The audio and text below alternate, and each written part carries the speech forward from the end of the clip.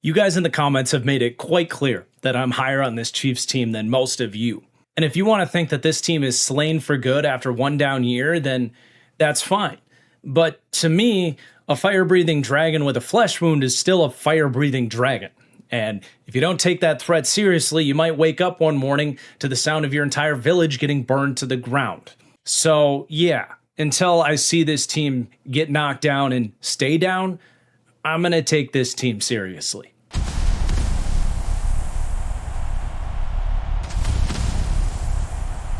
What is going on, everybody? Lord of the Rings references aside, I think there are a lot of people looking forward to this deep dive, seeing my reasoning, my explanations for how this Chiefs team comes in as my number 7 ranked team as we head into the 2026 season. There is a lot to get into with this Chiefs team, and jokes aside, it is a big year for them to show us just how potent is this Chiefs dynasty in the Big 2-6. So I'm looking forward to this one.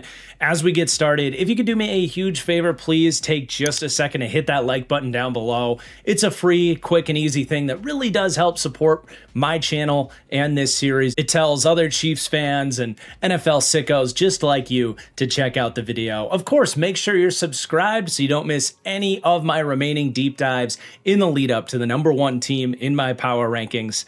And the last thing I got to say is I want to remind you that the new hats are available at thatfranchisestore.com. You guys have been awesome buying the new merch. I ordered up 100 of these and there's like 20 hats left.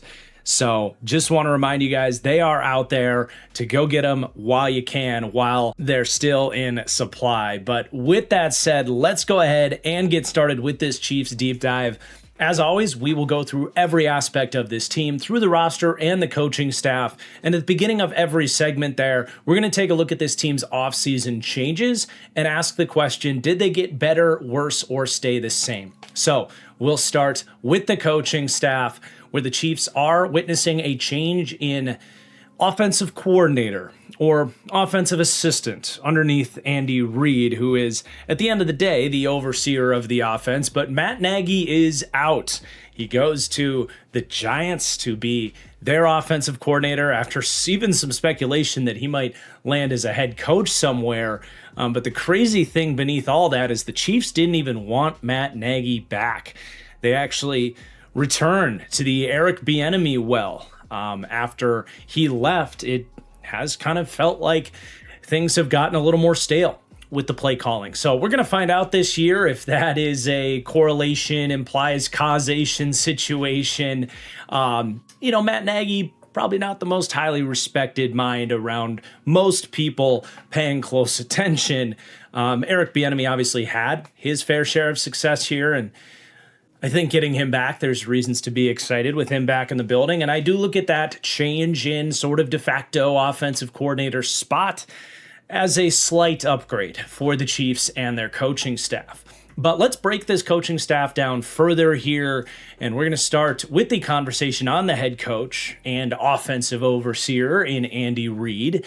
And all jokes aside with this team, about me still thinking they're a fire-breathing dragon and still having them quite high, at number 7, definitely saying, hey, this team is still a Super Bowl contender this year.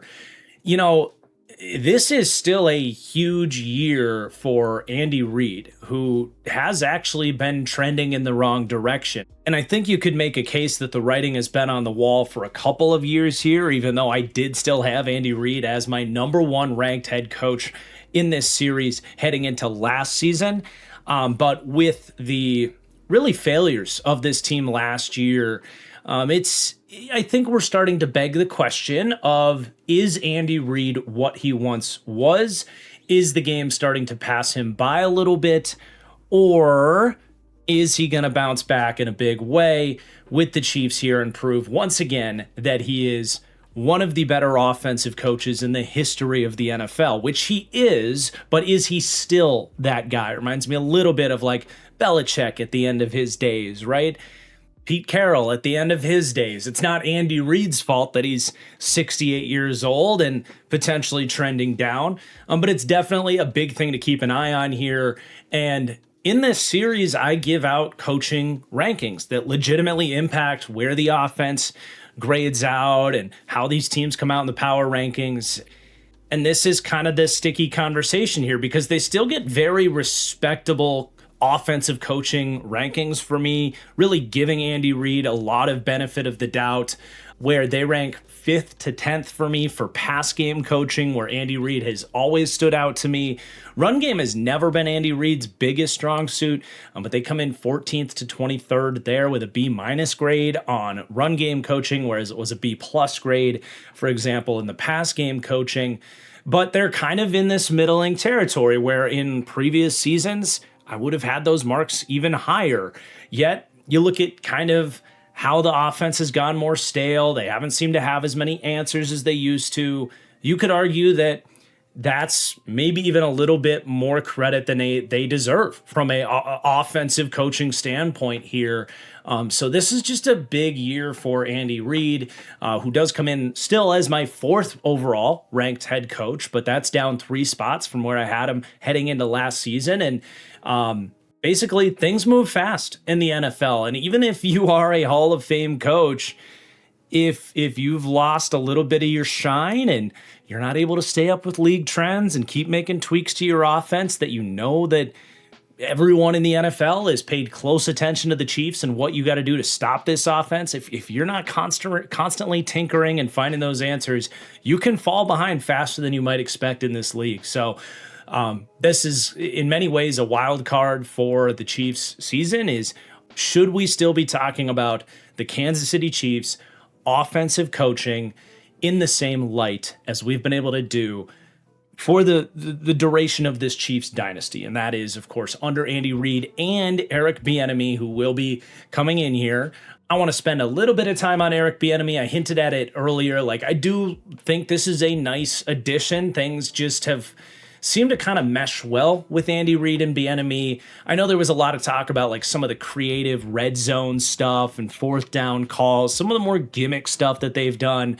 I know Bieniemy historically has gotten a lot of credit for some of those really creative buttons that this offense has pushed over the years. So, that's an aspect of this offense that certainly hasn't felt the same to me since Bieniemy left. And while it might just be one play in a game, that can keep a drive alive. That can be the difference between a touchdown and a failed 4th down conversion. So those little moments and the ability to convert in those high leverage situations, even if that's all Eric Bieniemy brings to the table here, that can be an added asset.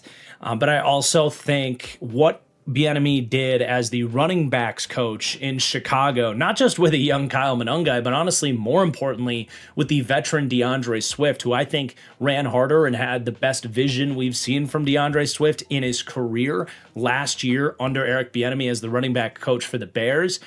With the Chiefs having a brand new looking running back room that we'll see in a little bit here, with a Kenneth Walker who I think, we're not going to spoil the whole running back conversation, but at times in his career, being a little bounce happy and vision has at times been a question mark for Kenneth Walker. So excited to see that pairing and potentially getting the best out of that big addition for this team this offseason. I do like this reunion between Bieniemy and the Chiefs, and might help you lean a little bit more towards things going back in the right track for the Chiefs as opposed to things more trending down. Oh, and it sure as hell doesn't hurt to spend a year underneath Ben Johnson, who might be the prominent, most well-respected offensive mind in the league today. Potentially bringing some of that Ben Johnson influence over here to Kansas City. Now, we also like to get into some scheme talk in this segment. I think a lot of people have been able to paint a pretty clear picture in their minds of what the Chiefs offense looks like, schematically speaking, especially with Andy Reid, who's kind of been in this pro spread style system, certainly for the extent of his tenure here in Kansas City. But this is definitely a departure from so much of the NFL in that Shanahan style offense. You're going to get much more of a north and south focused run game, a lot of inside zone out of shotgun. This team will go heavy personnel. They ran about the 10th most 12 personnel in the NFL last year with multiple tight ends out there. So some more of those classic pro style come out, smash you with duo and inside zone. Sure, certainly they'll run a sprinkling of outside zone, but that's not their focus here. They want to go straight at you. And if you're going to condense your defensive formation, if you start to bring in those linebackers and slot defenders to fill the run, all of a sudden you've got those quick hitting bubble screens and different ways to use motion to get the ball into the hands of playmakers in the quick passing game that really operates as an extension of your run game. And that all comes back to the core air raid spread philosophy that has certainly infiltrated its way into a system like this. And I don't think we need to go too much deeper than that from an X's and O's standpoint on the Chiefs. But if you weren't aware, that is kind of the root of the offensive philosophy here in Kansas City. Now, there is still the entire defensive side of things to break down here. But before I get into Steve Spagnuolo and his defense, I do want to thank the sponsor for today's deep dive, and that is Prize Picks. With the NFL season quickly approaching, Prize Picks has got you covered with Prize Picks lineups, where you string together your lineups selecting more or less on any number of player stats. So passing touchdowns, rush plus receiving, first half numbers, just about anything you think is about to happen in the game you're about to watch, Prize Picks has an option for it. And you get to string these lineups together, select at least 2 players, and get the chance at massive payouts. Prize Picks also has season-long options right now.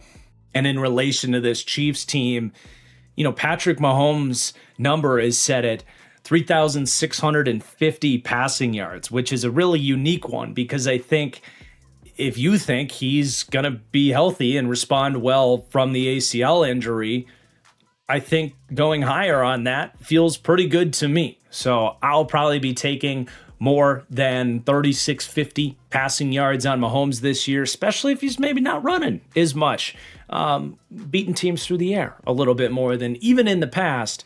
But at 3,650 yards, I'm checking it right now. I mean, his career low before last year was 3,928. He had more than 4,000 every other year. And even last year, when he missed the last month, he still had 3,590. So really liking this one. But anyway, use code HMA when you sign up, whether you're making season-long lineups or preseason lineups, week 1 lineups, MLB games, whatever it is on Prize Picks. And if you use that code HMA, you can take advantage of their special offer right now, where if you win your first $5 lineup, you will get $150 in prizes. That's a massive offer out there right now. Please do play responsibly, everybody. And thank you, Prize Picks, for sponsoring today's deep dive. But yes, let's flip over to the other side of this coaching staff and discuss Steve Spagnuolo, who just might have a case to be an even bigger asset to this Chiefs team at this point than Andy Reid himself, if Andy Reid and that offensive coaching side of things is trending down, as we discussed. I don't think things are really trending down with Steve Spagnuolo, who is easily one of the top defensive minds in the league. You will see very respectable rankings for the Chiefs here for their defensive coaching, as high as 4th for pass defense coaching, 3rd for run defense coaching, with all the comments of, oh, how are the Chiefs this high? Their roster isn't that good. They were down last year. Look, coaching really freaking matters to me. And Steve Spagnuolo, especially with what he's done with this Chiefs team over the years, which in reality has become more of a defensive-minded team, even with Patrick Mahomes at the face of it, especially over the last 2-3 seasons. I mean, this is a huge part of it, right? Steve Spagnuolo has consistently elevated this defense, and I fully expect that he's going to do it again. And that's not to say when we get to the roster breakdown, he doesn't have any pieces to work with here, but man, it's hard to find a lot of defensive coaches in the league that bring as much experience, who's as good of a play caller, that can install a system, specifically here in Kansas City, that is basically, it's like the Thanos meme, like everything in perfect balance. That's what comes to my mind with Steve Spagnuolo and his scheme and his coaching style. Yes, they have the root of that base 4-2, base 4-3 front, but Spags has built this defense in a way that he can push any button he needs to. If one week they need to be a press man team, he'll do that. If another week they need to just zero blitz the crap out of you because he thinks the opposing quarterback can't handle that type of blitz, he'll do that. If another week they need to be more of a, cover 2, cover 4, like bend don't break zone style team, we don't see that quite as much, but they can absolutely do that. So much of the league, and I don't mean this in a bad way, it's just a different style. So much of the league is like, we run the Mike McDonald system, we run the Fangio system, and it's like, this is what we do, try and beat us. The Chiefs are much more of a proactive look at game planning, adjustments, having multiplicity with their skill sets on the defense and the ability to run everything. And I think that is how you get to the playoffs. And this Chiefs defense is such a pain in the ass because these elite offenses that they have to face in the biggest of moments, they don't necessarily know what this Chiefs team is going to be coming out in and trying to beat them with. Not that, again, other systems can't work, but it is definitely what makes this Chiefs defense so lethal. And Spags is just as good at running a system like that as anybody in the league. So you really can't have a conversation about what makes the Chiefs so lethal without praising Steve Spagnuolo's impact here, which obviously goes a long way towards this number 7 power ranking. And at the end of the day, this is a very respectable coaching staff still. We'll see where things are trending on the offensive side of things with Andy Reid. I'm not about to say Andy Reid's on the hot seat or anything like that. I think he is built just about as much of a runway to keep doing this as long as he wants to, unless things go really sour here. I still look at Andy Reid in a very positive light and give him a lot of benefit of the doubt, and that is reflected still in some pretty damn high rankings here. But it is certainly an aspect of this team that I'm keeping an eye on. And if this number 7 ranking does age poorly and this offense does have some struggles, it's only going to continue the amount of questions we need to ask about, is the grand design of this offense necessarily what this team needs right now? That's, for now, kind of stashed aside to be revisited at a later date if necessary. I'm still pretty optimistic that this team's going to be just fine under the hands of Andy Reid and, of course, Steve Spagnuolo. Now, of course, it is the status of this Chiefs roster that I think has a lot of people questioning if they are still as good as, say, the number 7 team in the NFL. So we've got a lot of fascinating conversations to get into here as well, and we will start at quarterback and take a look at their offseason changes here. So there are some changing of the guards with the backups, and perhaps the proper term there would be a changing of the gardeners, as Gardner Minshew, the backup quarterback, heads to Arizona. And then really a combination of fascinating additions here to the backup room in Justin Fields and Garrett Nussmeier, a 7th-round pick there out of LSU that I thought would have been drafted much higher. As far as like the color coding for those tracking that for this series, it's really the combination of both of those guys, Fields and Nussmeier, that get coded as solid additions for me to this backup QB room. Each individually are maybe a tick below that, but kind of fusing those two together as a solid addition to the backup QB room. And this does all of a sudden become one of the better, more fascinating groups of backups in the league. And then on the screen there, you at least have to make a note about Patrick Mahomes' injury. It's hard to call it like addition or subtraction when you kind of factor in the Patrick Mahomes knee injury into the question of, is this team better or worse at quarterback this year? On one hand, theoretically, they should get an extra month out of Mahomes that they didn't get from him last year. But on the other hand, it's like, is he going to be the same Mahomes? Is he going to be as good? It's just hard to like firmly answer that right now until we see him play.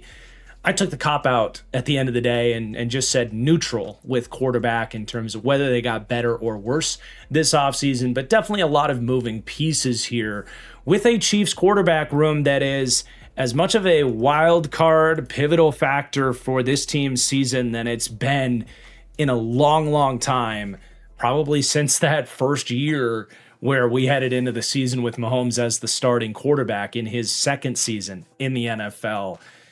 And there's a lot to get into here because even before Patrick Mahomes goes down with an ACL tear in week 15 last year, we were starting to get into this kind of uncomfortable, delicate dance with how we had to discuss and how, people like me that are tasked with ranking and analyzing quarterback play, we had reached this kind of uncomfortable point where we saw a stretch of play, this unstoppable run of Mahomes, like basically from the moment he got named the starter here, it was MVPs, Super Bowls, him being the definitive best quarterback in the NFL, the clutch moments, the crazy throws, the evolution of his mind and ability to distribute the ball as a field general as well. I've even gone on the record on this channel essentially saying the level that Mahomes had reached was the best quarterbacking we've seen in football ever. And being able to say that, of course, not everyone's going to agree with that, but being able to make a statement like that and having a lot of people kind of nod and be like, yeah, that kind of sounds about right, But I think we've really, as a football people, been exposed to this kind of strange transformation process with how we've been tasked with viewing Patrick Mahomes, I think, over the last 2 years. Because coming out of the 2023 season, they get their second Super Bowl win. The offense, Mahomes looks great. You're kind of at the peak of his powers. Then you get to the 2024 season, and we go through basically the whole year, and nothing looks the same. Mahomes wasn't the same QB for the majority of that regular season, but still some big moments. And then the playoffs hit, and he turns it on, and they still go and beat the Niners in the Super Bowl. But that was kind of an experience, right? That was the first time we've seen this Chiefs offense certainly not be world beaters, right? And that was really when the script had flipped of look, man, Spags deserves a ton of credit for the job he's done with this defense as a part of this dynasty as well. And then we get to 2025, and some more of the wheels with this offense have kind of fallen off. We start to get some more of these questions about offensive innovation and the offensive coaching side of things, and Mahomes himself and his play really falling off with his play now for a second season in a row, and falling off to a level that, it's not even when Rodgers and Brady and Manning were trading years of who's the best quarterback in the NFL. Mahomes hasn't dropped from the best quarterback to the second or third best quarterback in the league. He's realistically been, I don't know, in at best number 5, but probably closer to 10. If you did the ball knowing alien test and he didn't know anything about Patrick Mahomes, and let's just take last season and you just said, give me the 10 best quarterbacks. I don't know that Patrick Mahomes makes that list. He might sneak into it because he still had some pretty incredible moments making stuff happen out of structure and keeping this team competitive around him, where the rest of the infrastructure is starting to crumble a little bit. I'm not trying to say Mahomes isn't special, but that's kind of the optical illusion that our minds are trying to struggle with Patrick Mahomes is well, we know what he accomplished from 2018 through 2023. It was one of the best stretches of QB play we've ever seen. But at what point do we need to shift to what we've seen now over the last couple of seasons and displace that from the elite all-time great level quarterback of Patrick Mahomes? And I do think the Patrick Mahomes discourse was starting to open up and reach a very fascinating point as we try to discuss who is Patrick Mahomes today, all before this ACL injury. And now you drop an ACL injury on top of this whole thing, and it gets muddy. It gets very complicated in terms of where should we rank Mahomes? What should we expect for him this year? And I'm not going to sit here and tell you which direction it's going to go. I don't know. All I can really do is be honest and say, I do think the 5 or whatever year stretch of Mahomes in his prime is right there with the best level of quarterback play that we've ever seen. And I'm not prepared to say that guy's never going to come back. But I can also be honest and say it just hasn't looked the same the last 2 years. The deep ball, especially. Patrick Mahomes, like I've said this before, I'll say it again. The last 2 seasons, he has genuinely been one of the worst deep ball throwers in the NFL. And that's that mental fuckery that I'm talking about. Like we saw 5 years of this dude and what he was doing. And now every time he lets a ball go of 25 plus yards, you hold your breath because you're like afraid he's going to overcook it by 10 yards. He's lost that ability. And I don't know what to do with that. Does it just magically come back? Or do we just now project forward that he's going to struggle throwing an accurate deep ball? And over the last 2 years, we've seen, with some of that being accuracy issues and on top of that, just overall worse play, we've seen a much lower rate of big time throws from Patrick Mahomes. We've seen a higher rate of turnover worthy plays. Again, the quarterback play over the last 2 years, just it hasn't been elite quarterbacking, in my opinion. But as I try to predict this thing forward somewhat, I see this going 2 ways. And I don't know which way it's going to go. And that's why this is just such a big wild card for the Chiefs for this year and beyond.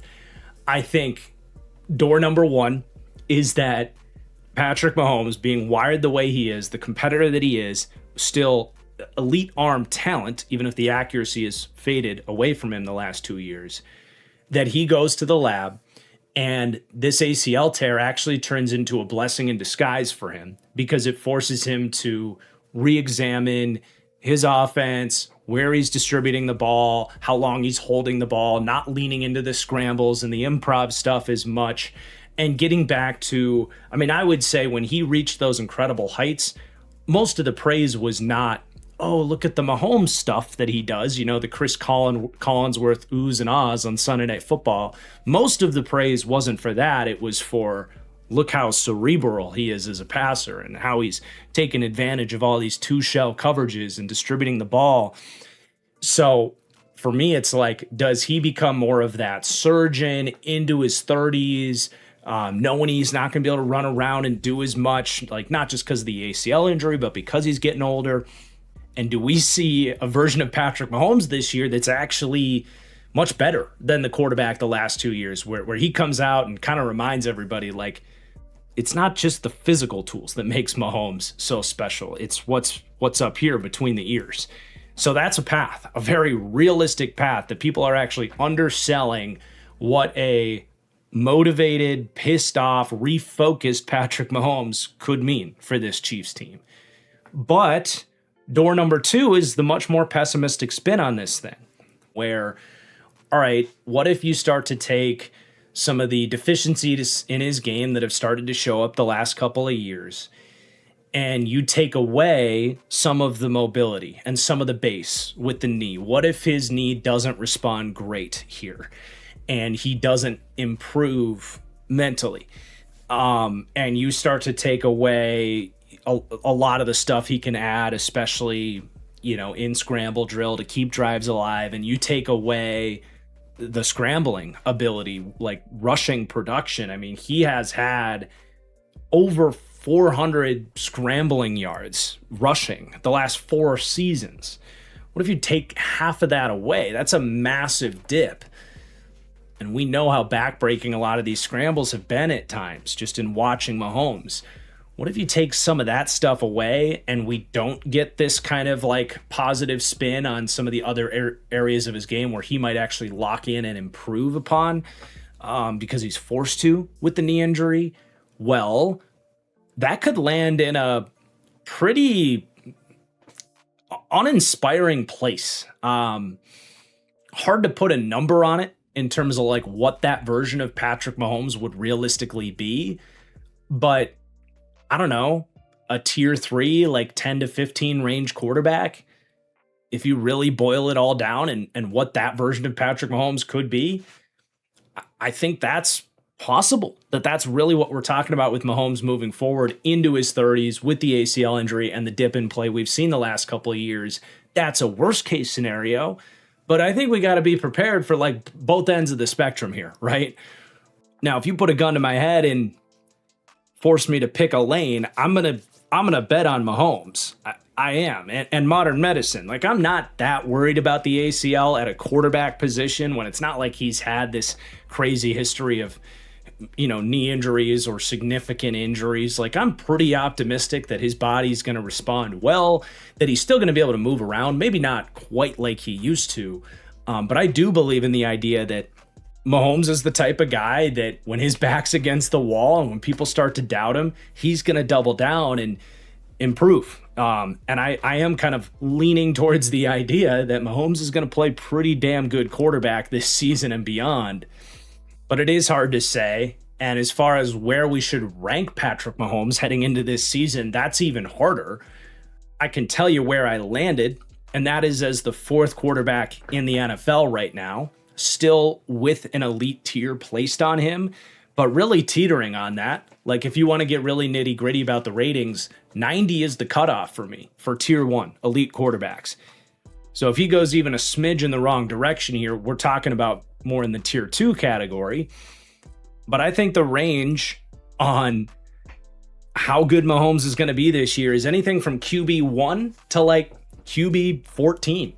And it all just comes down to how well he responds physically and mentally from this knee surgery.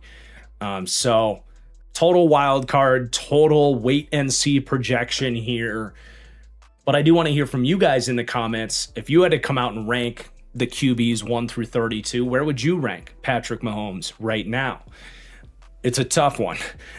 Now you do have this interesting backup room, Justin Fields, who I just don't feel the desire to spend much time on Justin Fields at this point. There's been so many conversations over the years about who, in my opinion, his name is Justin Can't See the Fields because of his inability to register when receivers are open and operate with any sort of a timely matter within your offense. He is remarkably talented, right? And I think it was 2 or 3 years ago that I suggested that if Justin Fields wants to make a legitimate impact on a football team at this point, I do think a switch to like running back or the Terrell Pryor route as the former Ohio State, QB.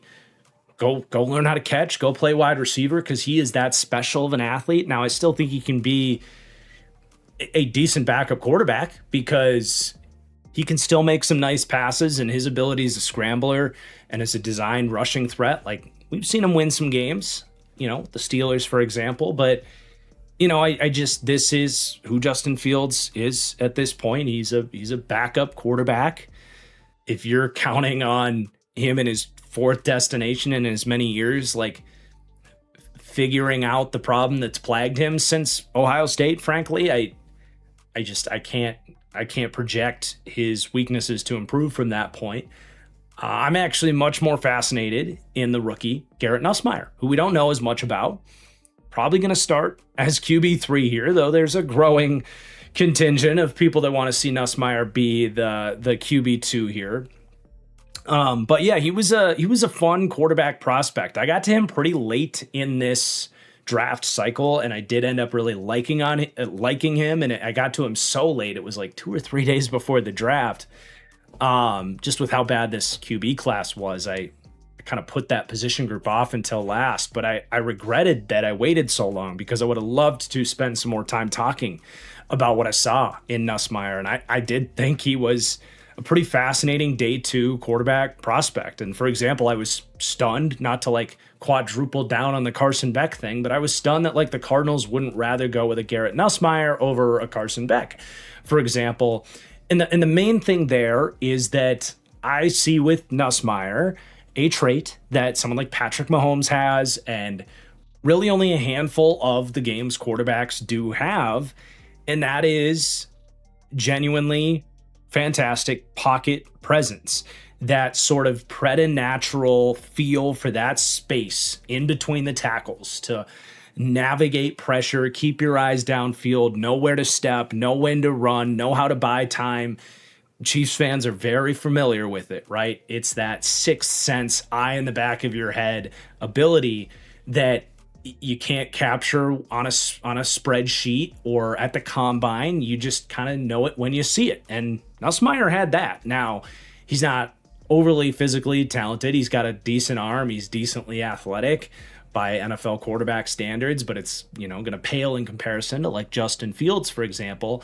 But Nussmeier also like very reckless with the football. If he's ever going to figure it out, he's going to have to take a page out of a young Patrick Mahomes, for example, and, understand where to pick his spots and not put the ball in harm's way as much. But I really thought there was potential in a Garrett Nussmeier. I think he has some stuff you can't coach.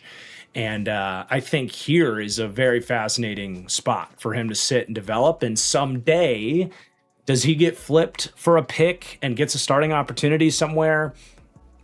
Does Mahomes go down in 2028 for a few weeks and Nussmeier looks great and there's something there? I think it's possible. So for him to fall to the 7th round, I think the Chiefs were really smart to roll the dice after that fall in the draft. So there's your quarterback conversation on the Chiefs. It's a tough one, right? I don't think anyone's going to fault me for kind of where I got Mahomes right here, a 90 rating, the 4th best QB in the league, still holding on to that, his placement as an elite quarterback in the NFL.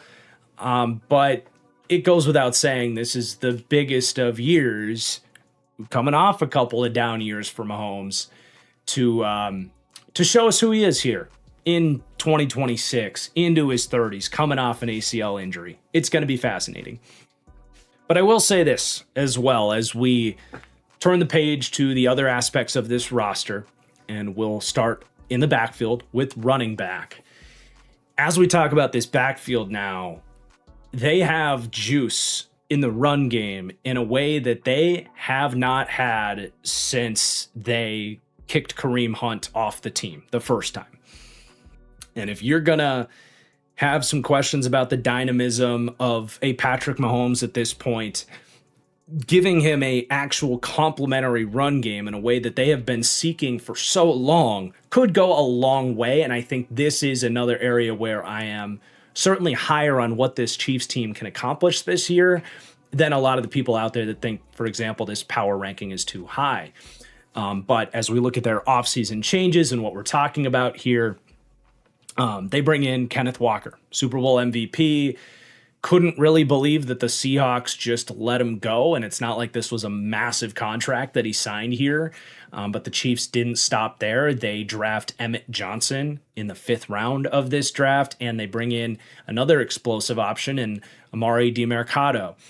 And with those additions, they will be saying goodbye to last year's backfield that was made up of an old, slow Kareem Hunt that just got you the bare minimum on the ground, played about half their snaps last year, and then they say goodbye to a seemingly blind Isaiah Pacheco. To me, this is a massively upgraded unit in the backfield here. And as we open up the book on these running backs, the Chiefs now rank in a tier that ranks 8th to 12th for running back with a B+ grade. And I'm really excited to see this, man. And I'm really excited for Kenneth Walker, of course, getting his payday, but going to a team that is ecstatic to have him. And it's not that the Seahawks, weren't ecstatic to have Kenneth Walker, but I think you can make a case that they didn't fully lean into him and appreciate him, beginning with like essentially immediately making him a part of a split backfield situation when they immediately turn around and draft Zach Charbonnet as high as they did.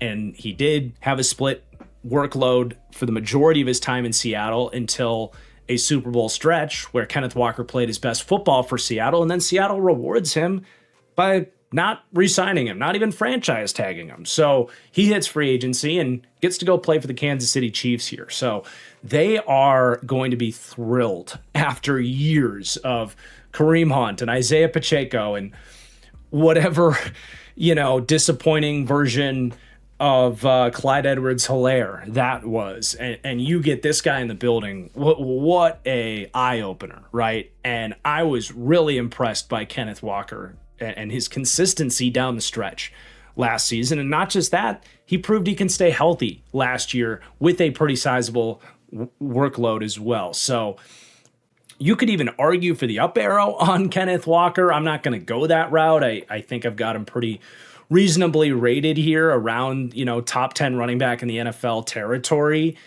But I definitely was impressed by the improvements he made last year, especially when he was getting, for the first time, it felt like in his career, like a consistent double-digit 15-plus touch a game workload that he showed he can be an every down back and handle that type of ask.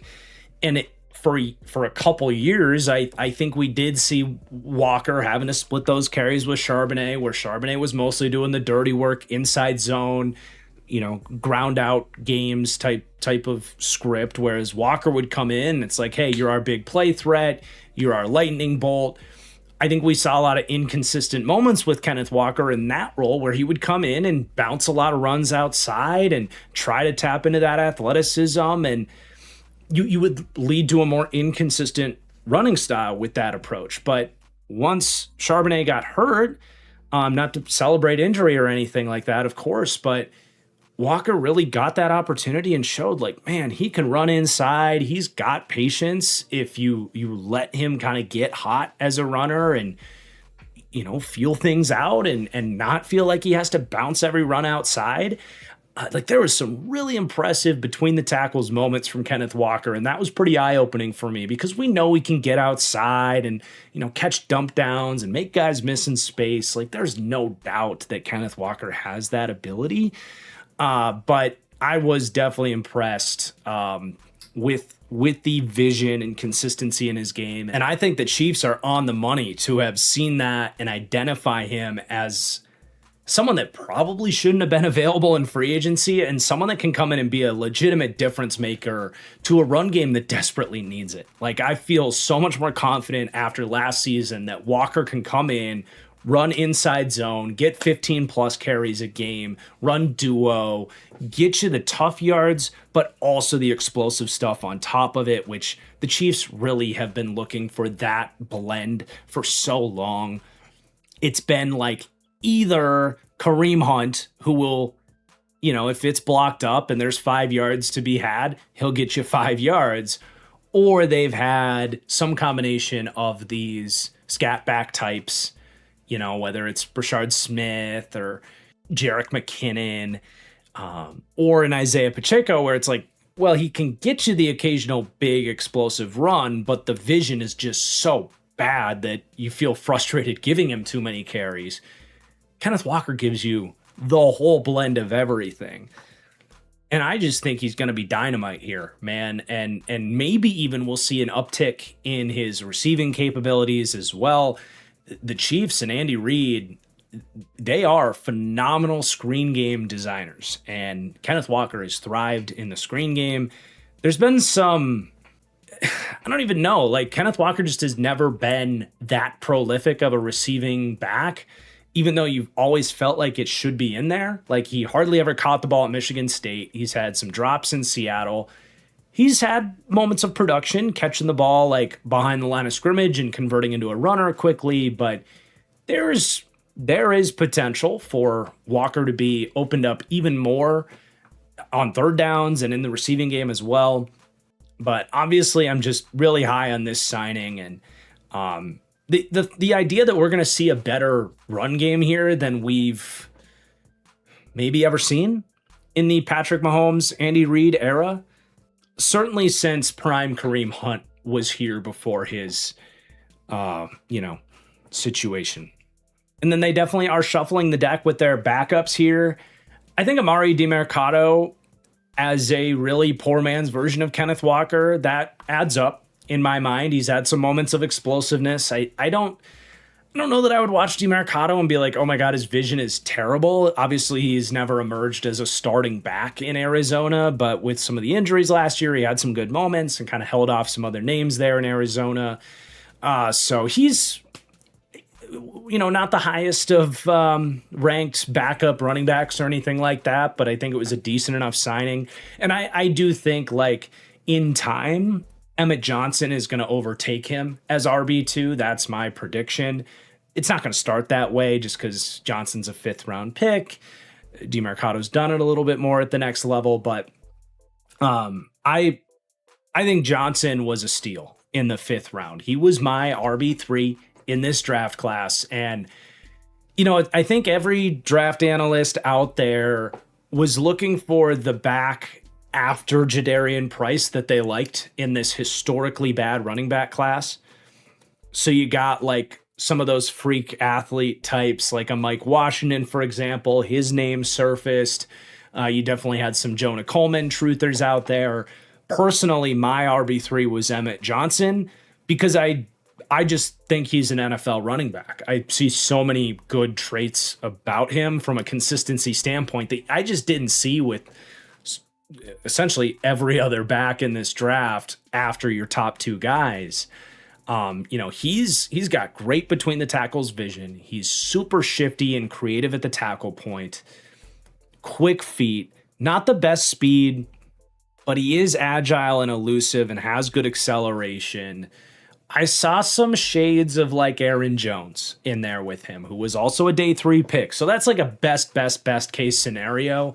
But I definitely think Emmett Johnson as a like clean backup to Kenneth Walker is a pretty safe projection in terms of like what his sort of 50% mid-range outcome as an NFL player would be.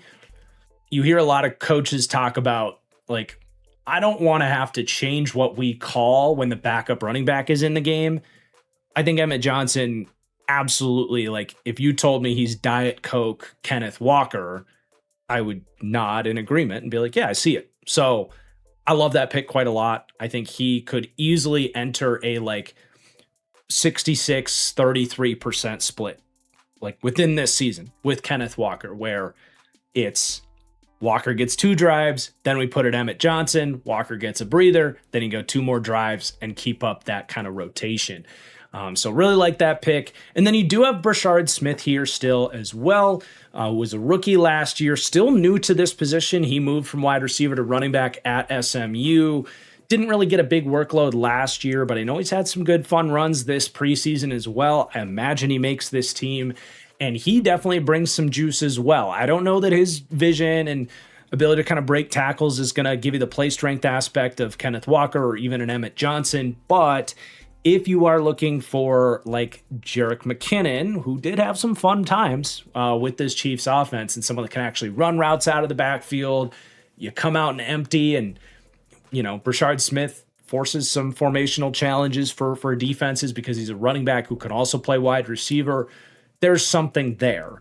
We just haven't really seen them tap into it quite yet. But there's a lot more juice and excitement in this backfield, and I'm honestly pretty excited to see it, especially without spoiling our offensive line segment. Like, they've had the O-line here to get more out of their backfield. We always talk about how the offensive line sets the floor and the running back sets the ceiling.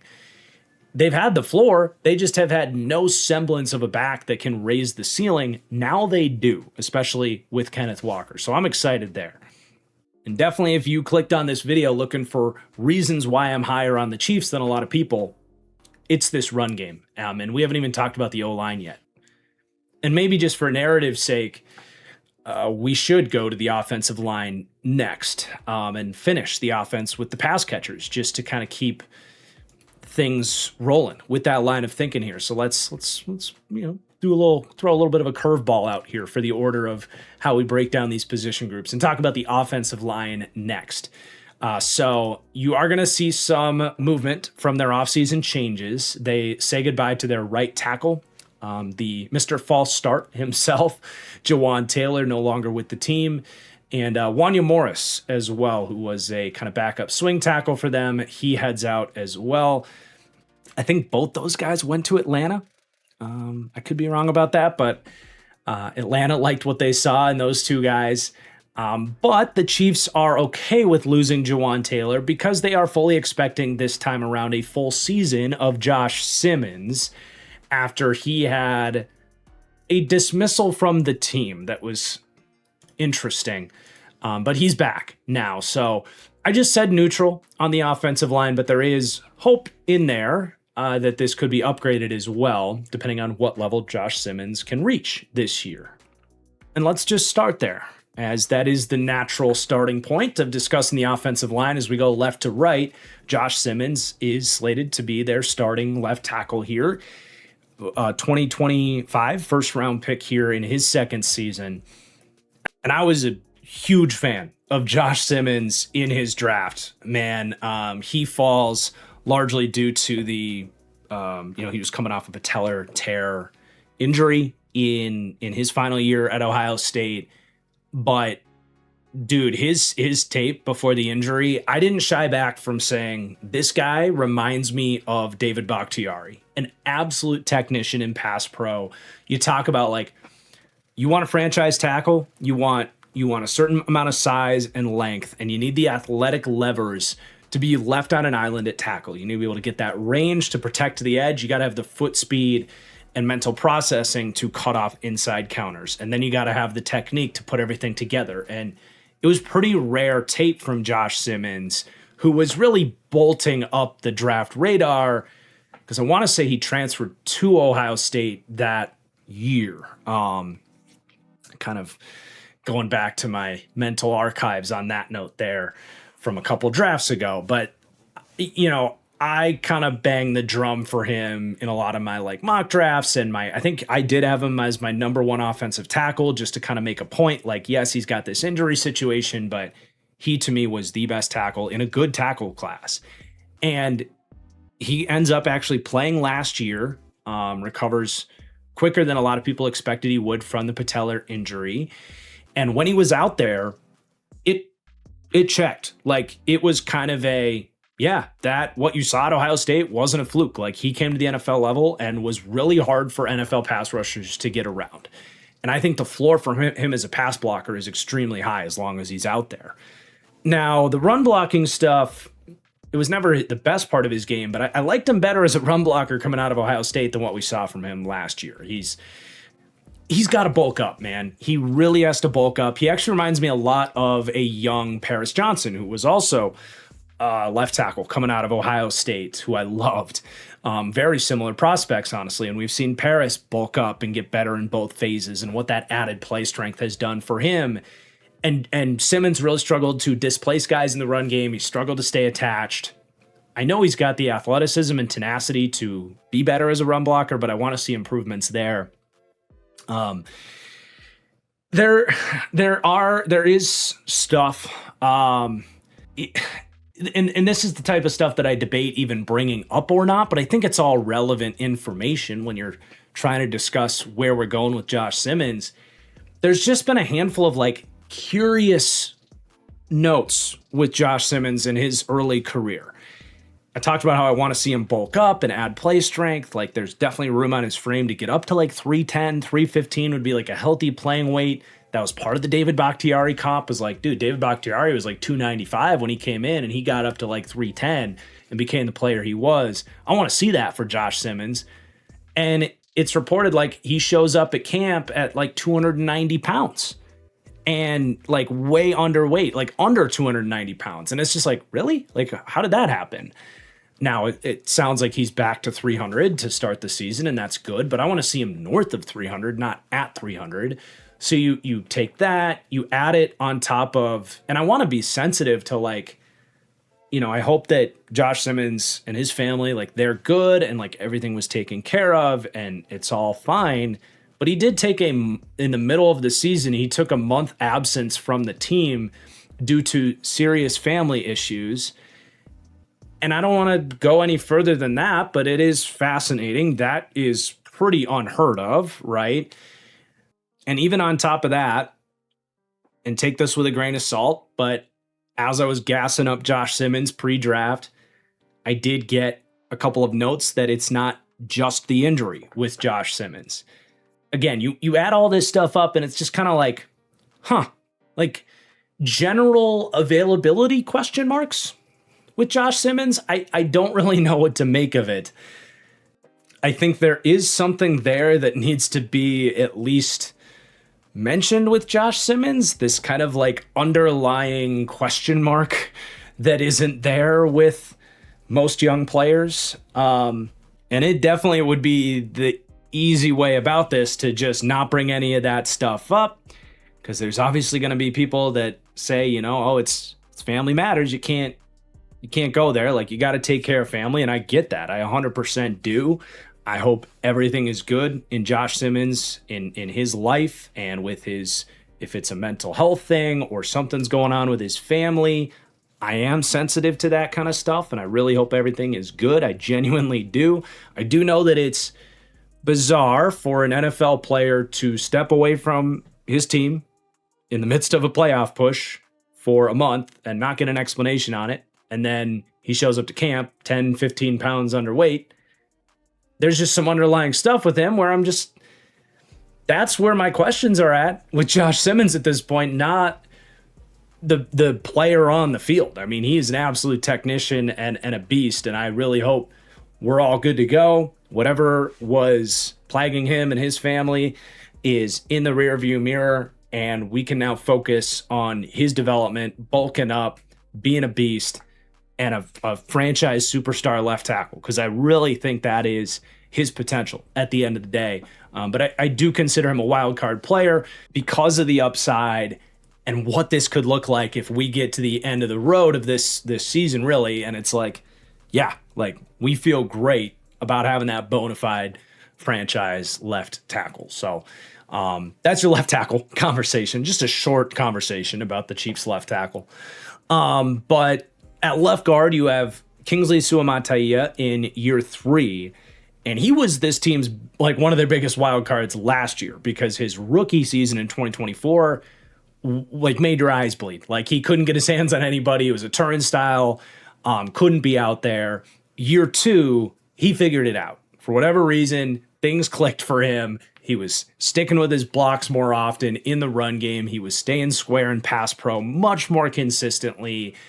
He was, in my studs and duds series, someone I really highlighted, like, the year he was having being such a positive green light for this team, because he was a second-round pick, ton of traits out of BYU, a tackle at BYU that I think was just really uncomfortable making that jump as an NFL guard.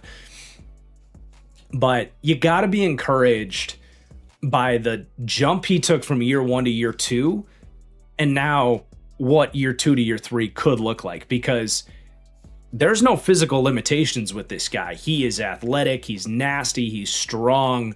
There is potential for him to really be the next in line of some of these incredible draft picks that they've had on the interior of the offensive line. I do think as the year went on, he had some more hiccups in pass pro later into the season. Tennessee and the Raiders gave him fits down the stretch, which was a little bit of a bump in the road on what you felt like was a really upward trajectory for him. But overall, like, if you get what you got from him last year, that's still a good starting guard. I think that would maybe be a little bit of a disappointment. You're hoping for more continued growth, more consistency in his overall game, but he's looking like a really good pick at this point in time. And then, yeah, you got the best center in the NFL, Creed Humphrey. Like, really no notes. I think I've said this before, but other than Fred Warner, where his gap from the rest of the league is ridiculous, I think Creed Humphrey's gap from whoever your number 2 best center in the NFL is basically the biggest gap other than Fred Warner's gap, if that makes sense. But yeah, he's tremendous. He is nasty in the run game, ton of play strength, great anchor, great pass blocker. He really drives this offensive line forward as a unit and is literally the center point of it all. And then you have Trey Smith, who I believe is still the highest paid member of this offensive line. But yeah, he's a stud. He's a Pro Bowl level right guard next to a Creed Humphrey. This is one of the best, like, side-by-side combinations of any 2 offensive linemen in the entire league. So these 2 guys driving guys, like, in between the tackles, the combo blocks from these 2 guys in what is a pretty inside zone duo-centric run game. It's really tough to deal with these guys. It's a ton of size, strength, tenacity coming off the ball. Smith has had his ups and downs in pass pro. Last year, I think, was his best, most consistent year, so that's good to see. And if something's really clicking with him and he's actually trending up in pass pro, which it's, I don't want to just put the green up arrow on everybody. I think Trey Smith probably is what he is, so to speak, but there's a chance that like he's only getting better in pass pro, which would be great. But if he's not, if this is the level of player he is, you're more than comfortable with him, with where he's at. And then at right tackle, you have Jalen Moore kind of stepping in with the departure of Jawan Taylor. And you should get some less penalties this year. That's good, but you might get some more one-on-one losses with Jalen Moore. I don't think it's a steep drop-off at the end of the day. They paid Jalen Moore a ton of money in last offseason in hopes that he would go from basically being Trent Williams' backup to being this kind of diamond in the rough, ascending potential like quality starter, because he had gotten some good starts for the Niners before they paid him. It was more of a leap of faith contract, a 2-year deal. Well, when we saw Jalen Moore last year, he still looked largely like a backup pass protector. He's got a lot of issues there in terms of staying square and losing those one-on-one reps. He's a good athlete. He's a pretty decent run blocker. At this point, it's looking like they probably struck out on kind of a high-risk, high-reward type of free agent contract, looking for a tackle. And they're going to pay him pretty handsomely, like $18, $19 million for this season, to just be their weakest link and not suck necessarily. But I would imagine they'll have some games that are a little bit of an issue there at right tackle. And they're going to continue to look for a long-term answer at right tackle, unless you get a surprising emergence from Jalen Moore. But he definitely is something that's going to hold this offensive line back a little bit in terms of ranking too high, which I didn't mention the rankings earlier, but they came in as my 17th overall offensive line. So a pretty solid unit, but not a great one. They do rank 16th to 21st in a pretty large tier in the middle of the league for pass blocking, but they do come in 12th for run blocking. So it's a little bit better on the ground than they are protecting Mahomes here, largely with that question mark being right tackle in pass protection. Now, as far as depth is concerned, you've got pretty decent NFL depth here, I would say, but probably more from like more unproven pieces that I kind of buy into. You've got a couple of backup tackles that are very similar by nature, and maybe, just maybe, either Isapole or Chukwuebuka Godric could theoretically have the tools to be the right tackle of the future here. Different paths, but the same idea of just traits-based developmental tackles. Pole played at Washington State. Godric was an international pathway player that's actually been developing in the NFL since 2023. But both these guys had to play last year with Josh Simmons' absence and some other opportunities, and both actually held their own largely pretty well in pass protection. And we know they have the traits to become more consistent run blockers. So they're both fascinating, unproven pieces, but we did see them have to step in as depth and hold up okay. And maybe we even get to a point where one of these guys ends up overtaking Jalen Moore. I don't think that's impossible here. So we'll keep an eye on both those guys. And then for interior depth, you have Mike Caliendo, who's played a lot here, but has really been an issue in pass protection. Ideally, you're looking at Hunter Nauerzad, who I thought was a total gem of a day 3 pick. He's played a little bit in a couple of years here and largely held up pretty well. Caliendo's the guy that they've historically gone to in a backup situation, but I would not be surprised if Hunter Nauerzad, who I think has center and guard flexibility, if they had to count on him and he himself had a bit of a breakout. I thought he was athletic, nasty, and sticky as a blocker coming out of Penn State. So someone to keep an eye on for sure. And that's largely your notable offensive line depth. Those 4 names, I would guess CJ Hansen, who was a draft pick last year, would be your 10th piece, but kind of a competition for that 10th O-line spot that most teams will keep. So there is your Chiefs offensive line. Really excited about seeing a group that has been a very good run blocking unit that should be good again this year. Again, they ranked 12th for run blocking. Really excited to see an offense that has had the floor with that run blocking now get the ceiling dropped in with the running backs and potentially getting an impactful run game here. And maybe one that Andy Reid is willing to lean into a little bit more. There's been a lot of frustrations, and this boils back to the Andy Reid question marks. There's been a lot of frustrations of this Chiefs team not being willing to lean into the run game much. But I think when you're talking about, you're a coach, you want to get the ball in the hands of your best players.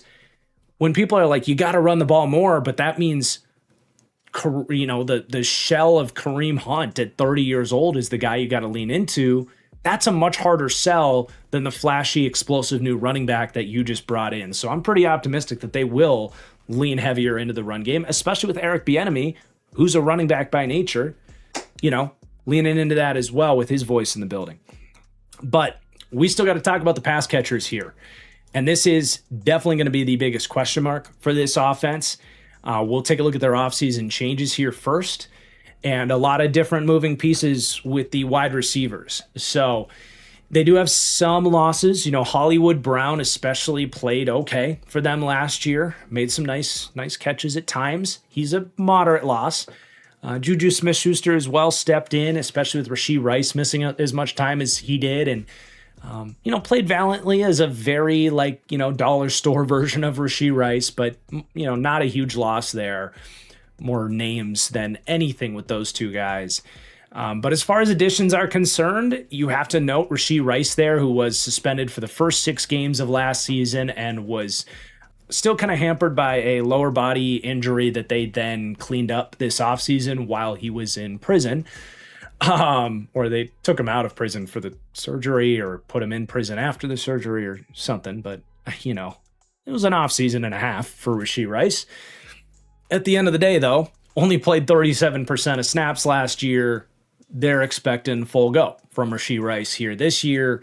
And then you're talking about a couple of young receivers getting dropped into this thing. So Cyrus Allen, a 5th-round pick out of Cincinnati, making waves in camp so far. And then I have to note Jalen Royals as well, who a lot of people were excited about before last season, and he just never got to hit the ground running. An injury really derailed him until they eventually just kind of gave him a medical redshirt season. I'm looking at him in so many ways as an addition to this group of pass catchers as well. He only played 8% of their snaps last year, so it's good to see him back healthy this season. I did say slightly upgraded at wide receiver, and then at tight end staying neutral, really the same group other than Robert Tonyan leaves, who only played 12% of their snaps last year.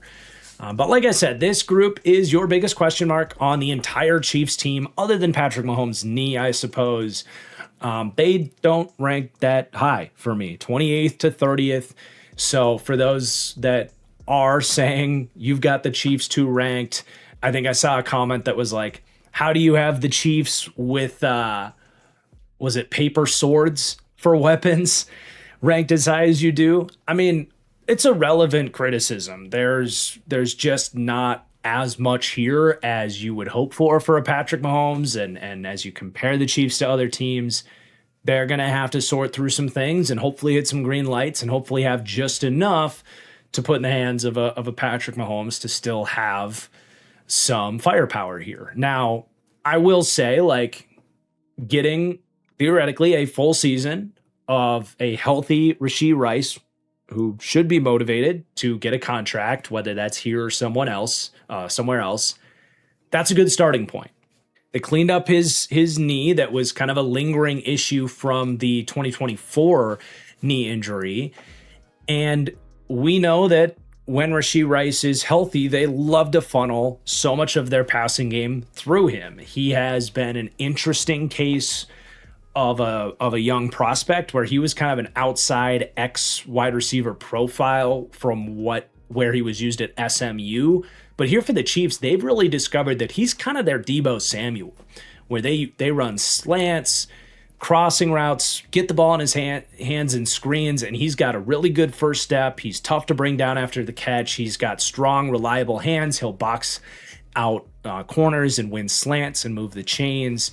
some combination of like Debo and Michael Pittman. Like that's kind of what Rashee Rice has been for the Chiefs. And I'm largely expecting he's going to be a good impact here. He's got to, stay out of trouble. He has had all sorts of frustrating moments. And I don't know that the Chiefs want him here long term and, be like a Brandon Ayuk situation where you give the guy a ton of money and then he just disappears on you. There's some fear on that with Rashee Rice. But as far as this season goes, I'm pretty optimistic that Rashee Rice is going to eat here and help raise the floor. I think I have bigger questions about the rest of this. I mean, Xavier Worthy is your wide receiver 2. And he's another guy that quietly was hurt last year. Week 1, I think it was the Chargers game, if not in preseason before that, but very early in the year, he went down with a shoulder injury that was deemed very serious. And then he only ended up missing a few games throughout the year, but he was battling through that, playing hurt all year long. And he was a productive rookie. You got to remember that. And out after the end of his rookie season, he was starting to look like a pretty nice impact for this Chiefs team, getting down the field and being that speed threat that they spent a first-round pick on.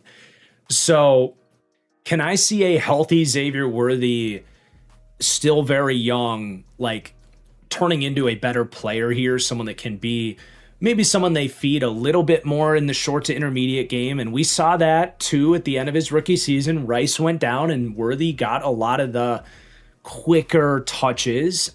I still think it's good to know that that's in there, but I still think getting down the field, can Mahomes start hitting them a little bit more often with more accurate deep passes? Can Worthy get just a little bit better as a route runner where he's able to pull away through physical coverage a little bit better?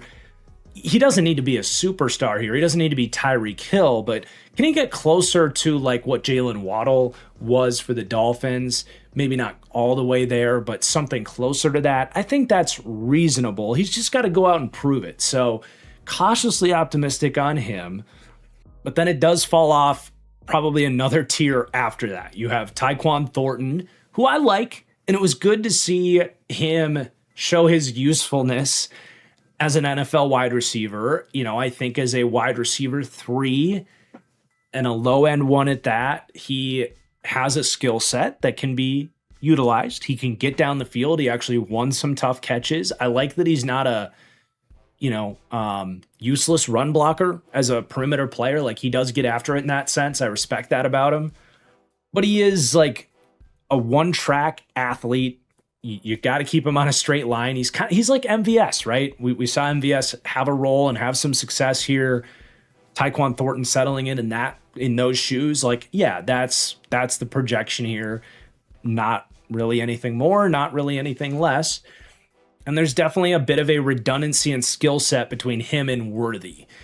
I would much rather see someone that is a better separator as more of a starting Z or starting X. Rashee Rice is kind of an X, but not really in a traditional sense. But someone that can beat press, get open against man coverage when it's 3rd and 9, and you got to be able to keep the chains alive.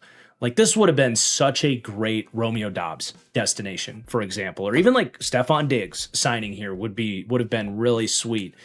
Worthy and Thornton are just not those types of receivers. They're not great separators despite their speed. They're really not.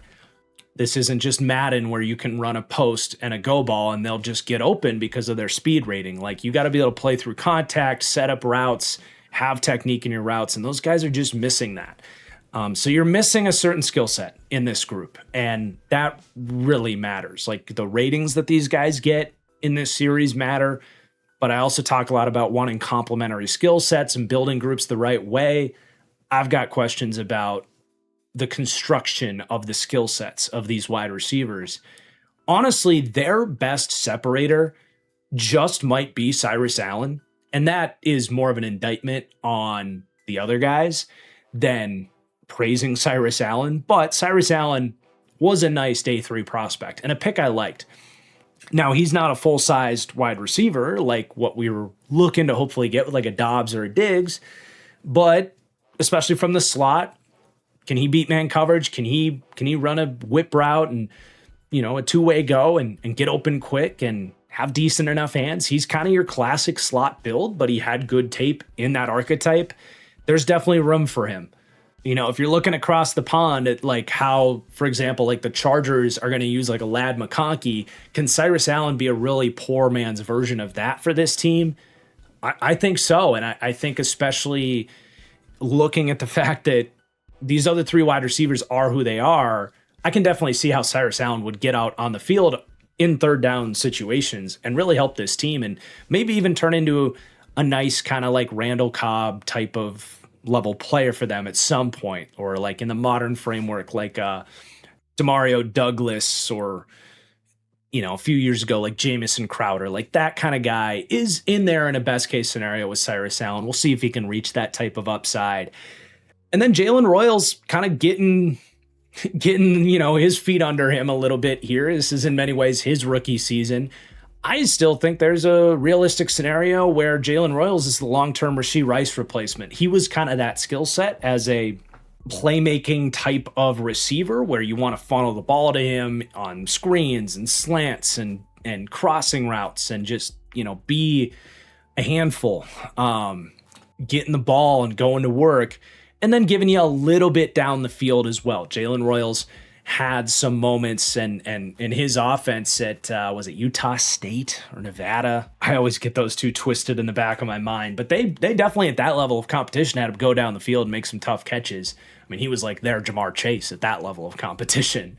But I still think there's something there in Jalen Royals. Cautiously optimistic that he can make an impact here, but obviously he's got to come out and prove it. And then you've got your kind of like undrafted depth level pieces. Nico Remigio probably makes this team as this team's kick returner unless they really like what Royals and Allen could potentially do there and they kind of pass the torch there. Andrew Armstrong also is in a position to maybe make this team. I thought he was maybe a Demarcus Robinson type of like high floor wide receiver 4 type that can do a little bit of everything for you. Chiefs fans obviously familiar with Demarcus Robinson, where he played here. Feels like a long time ago at this point. But there's your wide receivers. And then you do, of course, have Travis Kelce is still here. And I don't know what Chiefs fans think about this, but I just really genuinely think everyone would have been for the better if Kelce just had the Taylor Swift wedding, got married, moved on with his life, and everybody could move forward. If it really felt like time with how later in the season, he felt like he was really wearing down. It's such a transition moment for the Chiefs, in my opinion, with Mahomes coming off of the injury. It just would have made so much sense for me. And it's weird to say this, but I just would like this picture better without Kelce in the picture. And that's not that he doesn't still have his usefulness.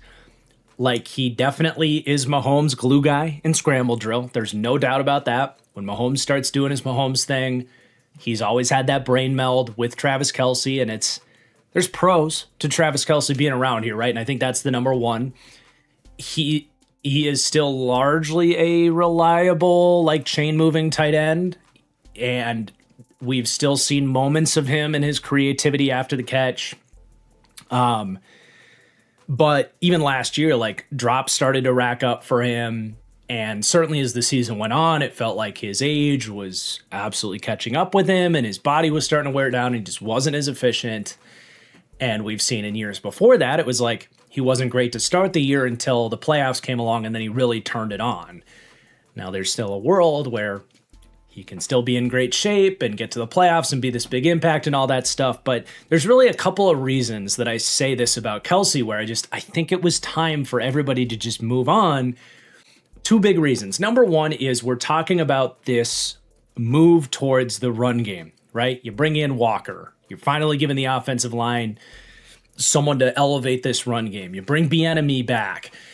Yet you have Travis Kelce, who is at this point one of these tight ends that makes your run game more complicated. He is not a good run blocker at this stage in his career. Never was a great one, but the last couple years, it has taken a step back. And I can't even blame him at his age, but he's just not doing the dirty work in the trenches. And you end up with one of these kind of like half wide receiver, half tight end types. Like the Falcons have had issues with Kyle Pitts, for example. Like it just would be such a more clear picture in the run game if it was like, all right, we got Noah Gray, we're going to bring in someone else and have like real tight ends here. So we talked about like, all right, Andy Reid having a reason to lean into the run game more often. This is just another reason to look at it on paper and be like, well, I want to run the ball, but Travis is in there. And that's just going to hold us back there. So that's reason number one. Reason number two is like, there is just a certain gravity in your passing distribution within your offense. And as a decision maker, if you're Patrick Mahomes, there's a certain gravity that Travis Kelce still demands. It's like Keenan Allen in the last couple of years. I've talked about this where like it's a respect to what the player is for getting on the right page with the quarterback and kind of commanding his targets in a positive way. But like there can reach a point where that takes away from your ability to develop the rest of your offense. And there is certainly a gravity with Travis Kelce that I don't think it's necessary to lean into him in the receiving game at this stage in his career. And I just think with Mahomes kind of coming off of this ACL injury, trying to keep an open mind and kind of develop himself as a player, I just think having, I don't know if, it seems harsh to say like that devil on your shoulder of like, oh, but you got to look at Travis. Do you know what I'm saying? Like he's trying to operate the offense, but the back of his mind, he just remembers all the moments he's had with Travis Kelce. And it's just another piece there that could hold things back a little bit here from developing into a new era of Chiefs football in a sense. And even in the back of his mind too, like that crutch of like, well, if things go wrong, I can always find Travis Kelce and scramble drill. With him out of the picture, forcing Mahomes to really play on time, be that field general of the offense. Look, Kelce's going to have some positive impacts at times on this offense, but I really was honestly, and I'm not saying this to be a hater because I love Travis Kelce. Like I'm all about it, but it just really felt like time. And I was kind of disappointed that he came back here. And I don't think it's going to be the end of the world, but I do think he could hold some things back here. You also have Noah Gray here, who's a good tight end too. He's a pretty good blocker, pretty good receiver. Nothing more, nothing less. Don't need to spend too much time on him. Jared Wiley, another year healthy from his serious injury a couple of years ago. He's tall and fast. Can't really run block, but someone that you hope has learned a thing or two from a Travis Kelce over the years. But yeah, that pretty much rounds things out. We spent pretty fair share amount of time on these backs already, but really all four of those guys can make a pretty stable impact as pass catchers, just kind of interchangeable in many ways, with Walker being the most explosive dynamic of the bunch and Brashard Smith being the most fascinating from a route running standpoint. But that does conclude our conversation on this group of weapons. Really looking at Rashee Rice and Xavier Worthy to have good years and carry this thing. And, if you hit some green lights there, this I think can be a good enough group of pass catchers that can help you have a good enough offense and get through this year and still looking next offseason at trying to build upon things. Maybe you get some impacts from Cyrus Allen, Jalen Royals, and maybe just maybe Travis Kelce has another great year in him. It does seem kind of unlikely at this point, but it is a wild card unit. There's a semblance of upside here, not a ton, but can they dig themselves out of the gutter with this group of pass catchers and be just okay? As we've kind of seen for a few years here in Kansas City, I think that's possible. But that does conclude our Chiefs offense. And as we summarize everything together here, the Chiefs did come out as my 8th ranked offense heading into the year. Now, the quarterback ranking is doing a lot of the heavy lifting for the pass game ranking. Like, that's the ultimate wild card. And what version of Mahomes we get this year is almost single-handedly going to decide how well the 7th ranked pass game grade works for the Chiefs here. I don't think that's far-fetched that this can be a good passing game with Patrick Mahomes as the quarterback and Andy Reid as the coach as well is another factor of this. Is those two guys got to prove that they still got it. But this is also definitely helped by what is my 12th ranked run game. We've talked about kind of leaning more back towards that, raise the floor of this thing as well to help supplement what are some like reasonable questions about like just how good of a quarterback and just how good of a passing game is this thing going to be with Mahomes coming off that ACL heading into 2026. I do understand some of the skepticism for this team and how things could go wrong as well. It's a tough thing to do to try to like rank Patrick Mahomes and how he should bake into a formula like this as we head into 2026. So we shall see how that goes. But we also have to talk about this Chiefs defense and what Spags has to work with this year. It is a defense that saw a lot of roster turnover. So let's get started here. And we'll begin with the defensive line with some pretty massive overhauls here. So on the interior of the defensive line, this is a pretty upgraded group to help out Chris Jones. You have certainly some names out: Jerry Tillery, Derek Nadi, who did not play well for them last year but had to play a good bit. Mike Pennell as well is also not currently on the team, though as we've seen for years here, he's just a phone call away, usually in November or December. But they do have some additions here. You draft Peter Woods in the first round out of Clemson. They sign Kyrus Tonga out of New England.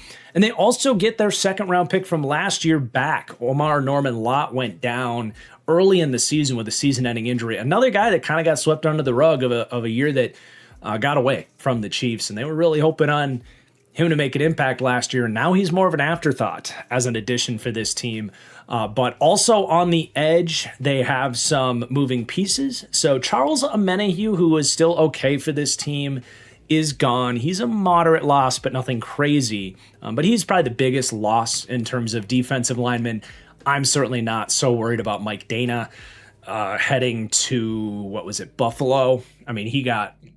eventually they realized last year like he shouldn't be playing as much as he has been, but he's a really inefficient player that's been a starter for them for a while.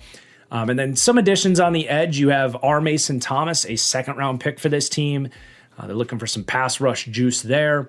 Felix Sanaduke Uzama, their former first round pick. He also missed all of last season with an injury. He is back. It's he hasn't played great. It's an unsubstantial addition, but he is back. And then they did sign Emmanuel Ogba as well. Kind of another unsubstantial veteran addition here, in my opinion. But I said neutral at edge, largely with like R. Mason Thomas and Charles Omenihu being pretty close to a push, and then definitely upgraded on the interior of the defensive line. But as we look at this defensive line, it's a very solid D line that is definitely still getting a lot of heavy lifting here from Chris Jones. But they rank 17th to 18th for overall defensive line. They rank 14th to 18th, right in the middle of the league for pass rushing units, and then 21st to 25th. So closer to the bottom third of the league for D-line run defense, but still okay there. But let's start with Chris Jones, because he is definitively this team's number one Batman, best pass rusher. And I was excited to revisit some tape on Chris Jones because he did have a dip in like total pressures last year and wasn't quite the dominant impact and wasn't the definitive like best interior D lineman in the league that he has been for a couple of years, really since Aaron Donald retired. And even in that final year of Aaron Donald's career, Chris Jones was right there with him. But here's what I'll say about Chris Jones. When he wants it, this dude is still the best pass rushing interior D lineman in the league, and he can still play at a sort of defensive player of the year type of level. There's been some ebbs and flows. I don't really want to call it like a motor question on Chris Jones. I don't necessarily have a great reason for why he was a little more quiet to start last season.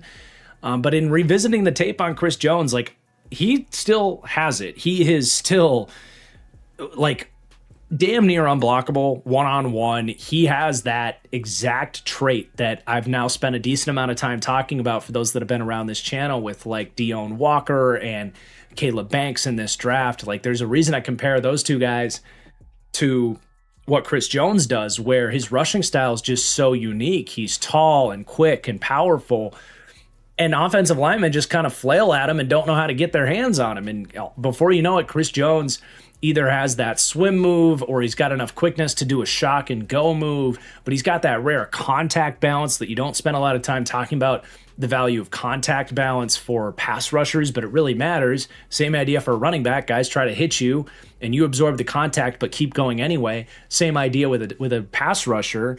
If you're able to absorb blows and keep moving with your rush, that's incredibly valuable. And Chris Jones still has that, absolutely. And as the season went on, just as we've seen Chris Jones, I think, really turn it on in the playoffs for the Chiefs, when these games were like do or die and they were back against the wall, the last like month of Chris Jones was good old Chris Jones. So there might be a little bit of him that's like saving himself for the big moments and turning it on and off a little bit. I think if you want to say that that's the case, I think that's fair. And I do think the overall production level for him has come down a little bit. But I still largely see a game-wrecking number one piece that also probably has gotten a little bit tired of being the only guy that can really win at a high level here and getting as much double team attention as he gets. Hopefully that can be a little bit better here, but you are counting definitely on one of these young players to really step up into that profile.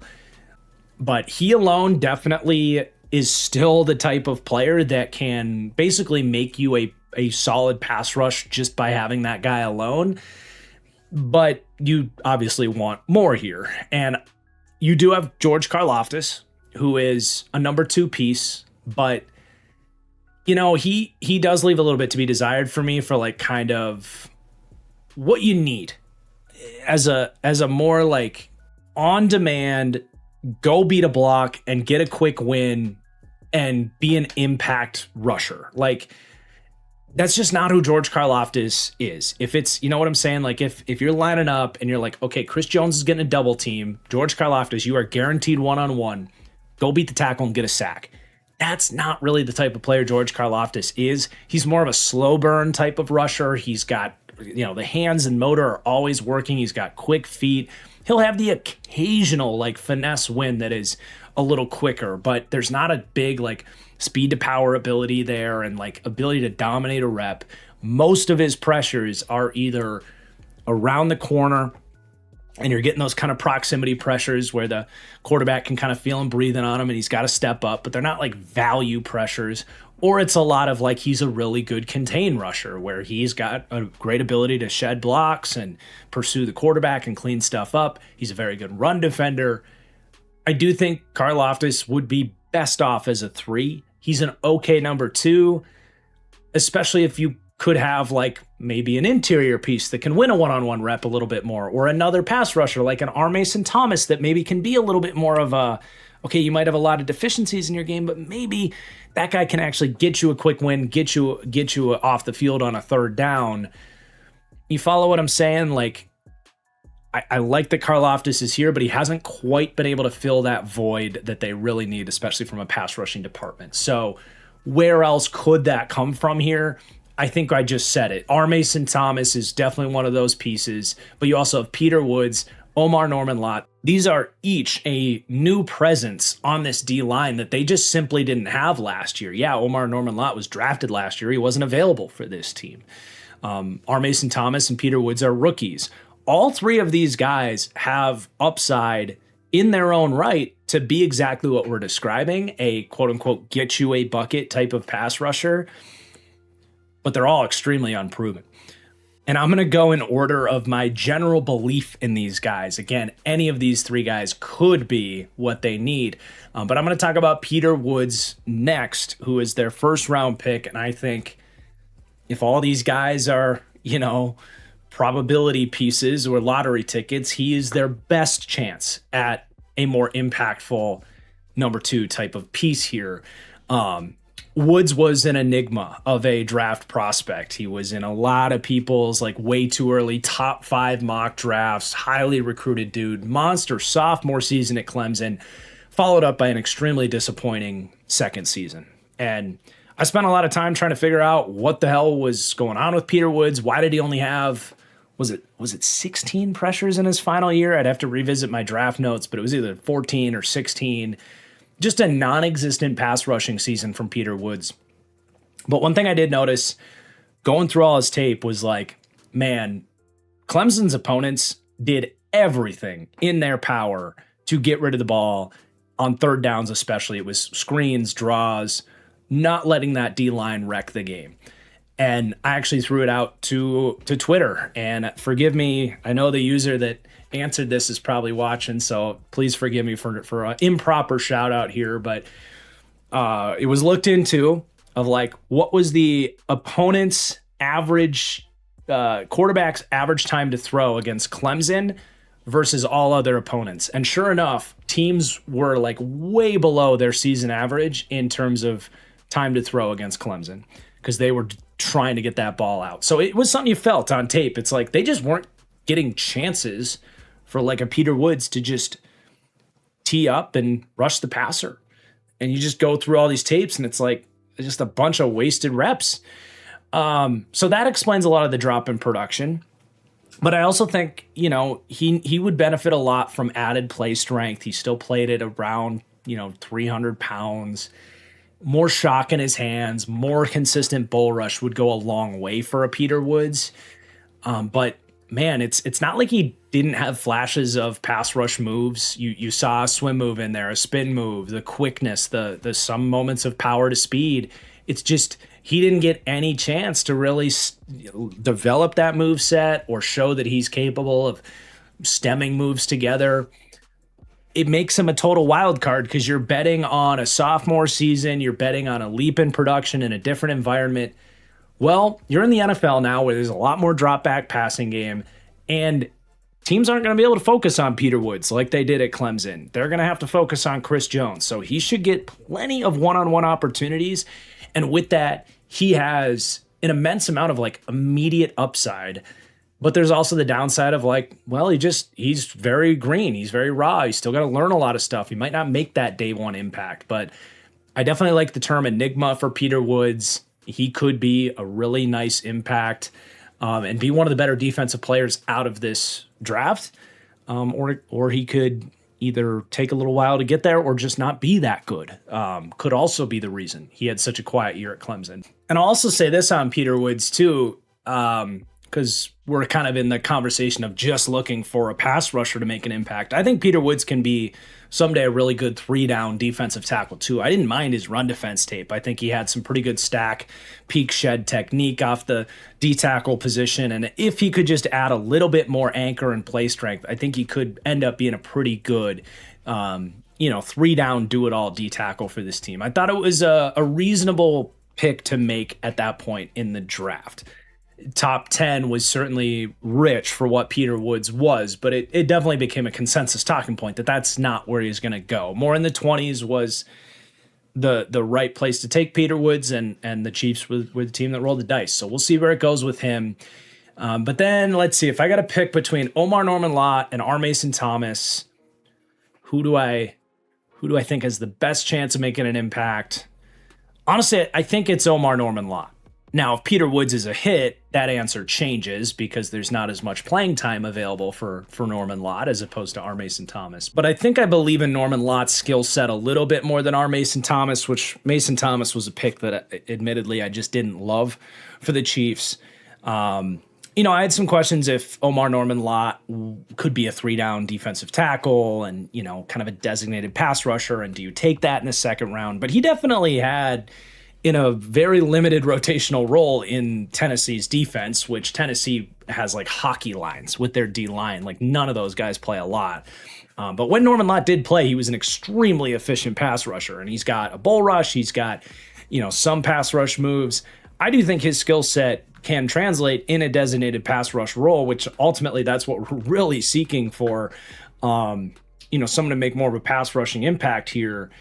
But after he was a late second-round pick last year, he was vying for playing time, starting to get out there a little bit. He did have one really good game against the Giants. He had a 5-pressure game in week 3, but pretty quiet the next month, and then he actually tears his ACL in week 7. So he's got to first and foremost come back healthy from the ACL and have that same explosiveness. But it's been it's been 10 months basically, which is about the expected like full recovery time for an ACL. So I think they're pretty optimistic with him getting out there sooner rather than later. But yeah, if you're just looking for an extra pass rush impact, he could give that to you. But then you have R. Mason Thomas as well, their second round pick this year. And I'm on record saying that the Chiefs made a mistake here, and we're going to see how this ages. It's just my take, and now we're going to see how it goes. The next pick after this, the rival Cincinnati Bengals take Cassius Howell, who I just think if you're looking for an undersized edge rusher to make a splash impact, and Chiefs fans told me in my second round mock draft the Chiefs would never take an undersized pass rushers. Well, here you go. They take a 240-pound R. Mason Thomas. I just think Cassius Howell was just a much better version of R. Mason Thomas, and he's a Chiefs fan. So I think they kind of botched this. But R. Mason Thomas has some speed to power against college tackles. He was able to win with the bull rush. He does have a really high motor, and actually was a better run defender at abysmal size than you would expect, but he's going to deal with some size deficiencies. He just is at his size. There's very few exceptions to that rule. And he's got some speed and bend, but I didn't think he was like crazy twitched up or you draft an undersized guy like that. I want to see something at least closer to Nick Bonito in the second round or something closer to that. I think he can be an okay like third edge and a designated pass rusher and be an okay pick. I just thought some guys were falling that would have been better options for them. But I do see the skill set that they were looking for in R. Mason Thomas, and maybe he can be better than I'm projecting. You're certainly hoping he will be, given that they spent the 42nd pick on him. 40th pick. Like, man, very high draft pick for R. Mason Thomas. I will say this. He had some people that I respect in the draft community that were higher on R. Mason Thomas than me, and I'm not so stubborn that I'm like acting like my opinion is the gospel or anything like that. So I could easily be wrong. I'm just not necessarily betting on him specifically. We'll see how that goes. But all three of those guys are kind of lumped into that, like, can we get some more legit juice and athleticism specifically for the pass rush? Peter Woods maybe can be more of a 3-down, impact down the road. After everybody we've talked about to this point, you're more talking about your early down run defense presences, more specifically with Ashton Gelati off the edge and Kairos Tonga, your free agent addition, who's technically the number 2 defensive tackle here. So Ashton Gelati looks like a pretty good, mid-third round pick, big, long, heavy-handed Spags type of defensive end. He's a better version of what they thought they had in Mike Dana for all this time. And in the last 2/3 of the season, Ashton Gelati graded out as a top 20 run defending edge in the NFL per PFF. For that to click in year 1, I think that's really optimistic that he can play that role. And that works. When you got a good defensive coordinator that understands skill sets, you can see why they were willing to go with more of an undersized R. Mason Thomas. Like, they're good in terms of tone setting, early down, edge setters. They needed some more juice and someone that can win in more of a snap of a finger. So you can see kind of the direction they wanted to go there. So it'll be probably Gelati on early downs, R. Mason Thomas on later downs. Felix Anudike-Uzomah, we'll see how much he can get into the mix. They spent a first round pick on him, and he's been a very serious disappointment when he's played. So not really expecting much, but maybe he can settle in as like a fourth edge. And then Emmanuel Ogbah, this is a kind of hybrid end. They've always liked to have someone more in this bigger bodied, 3-4 end build. It was Charles Menahue before. This is just a worse version of that player, and he's getting older, but they want that piece in there. So that's what Emmanuel Ogbah is there to be. And then you go to Kairos Tonga is a really fun nose tackle addition for those that enjoy nose tackle play, which I think is most of us. He's not the most technically sound. Sometimes you want to see him anchor a little bit better, but overall, he is going to be just a younger, better version of like the Mike Pennell piece that they seem to just keep falling back on Mike Pennell. I think Tonga was a really good signing for them. And to be fair, Tonga can actually push the pocket a little bit and give you a little bit as a pass rusher. It's not that, consistent quick winner that you're hoping that like Peter Woods or Norman Lott or Mason Thomas off the edge can be for you, but it can still benefit your pass rush in a way that certainly like Mike Pennell wouldn't do for you. Or, another guy they've had here every year is Derek Nadi. Like they just are getting more of a consistent 3-down presence as well with the Tonga. So that was a good signing. But that really concludes your D-line. I will say they're a little bit thin on the interior D-line. Like Marcus Harris, I remember watching at Auburn and was, I wasn't stunned that he went undrafted. Everybody else, other than I guess Tyreek Smith, who I remember coming out of Ohio State but has not stuck in the NFL, everybody else is like undrafted guys trying to prove themselves. Like you don't really have any veteran depth, especially on the interior D-line. And I wouldn't be stunned if like Mike Pennell or Derek Nadi find their way back here, but into more healthy roles as like true fourth, fifth, level pieces. But there's your D-line. It's definitely a wild card with reasons for optimism that at least one of those young pieces can hit. If any of them do, it's, when you already have that force multiplying effect like Chris Jones, that can really matter if any of these guys, Woods, Norman Lott, R. Mason Thomas, can be guys that can get you a quick win as a pass rusher. You get that with Chris Jones, with George Karlaftis doing what he's doing, maybe Kairos Tonga is a pocket pusher. This can be closer to a top 10 defensive line, in my opinion. But it's just all unproven at this point in time. We're just going to have to see if any of those guys can hit. But let's go to linebacker, where this team did lose Leo Chanel, which was always my fear with this team, is they never really fully leaned into him as a full-time starter. And he said, adios, I'm going somewhere where I can be a full 3-down player. He only played 42% of the snaps for this team in that kind of third base linebacker role for this team, and he's gone. That's a big run defense presence out the door here. But what's pretty crazy is as we look at these linebackers, and they didn't really add anybody off of that, so they definitely downgraded at linebacker, but they still rank as a top 10 linebacker unit for run defense for me, even after losing Leo Chanel. They rank in a tier that ranks 5th to 10th for linebacker run defense, a little bit lower, 15th to 18th for coverage, but they did come in still 11th for overall linebacker grade in the NFL. And you still got a couple of really nice starters here. Not superstars, but really good, balanced players. Drew Tranquill, Nick Bolton. Honestly, two guys that grade out very similar for me. Both, I would say, great run defenders and okay coverage players. They're both a little bit different.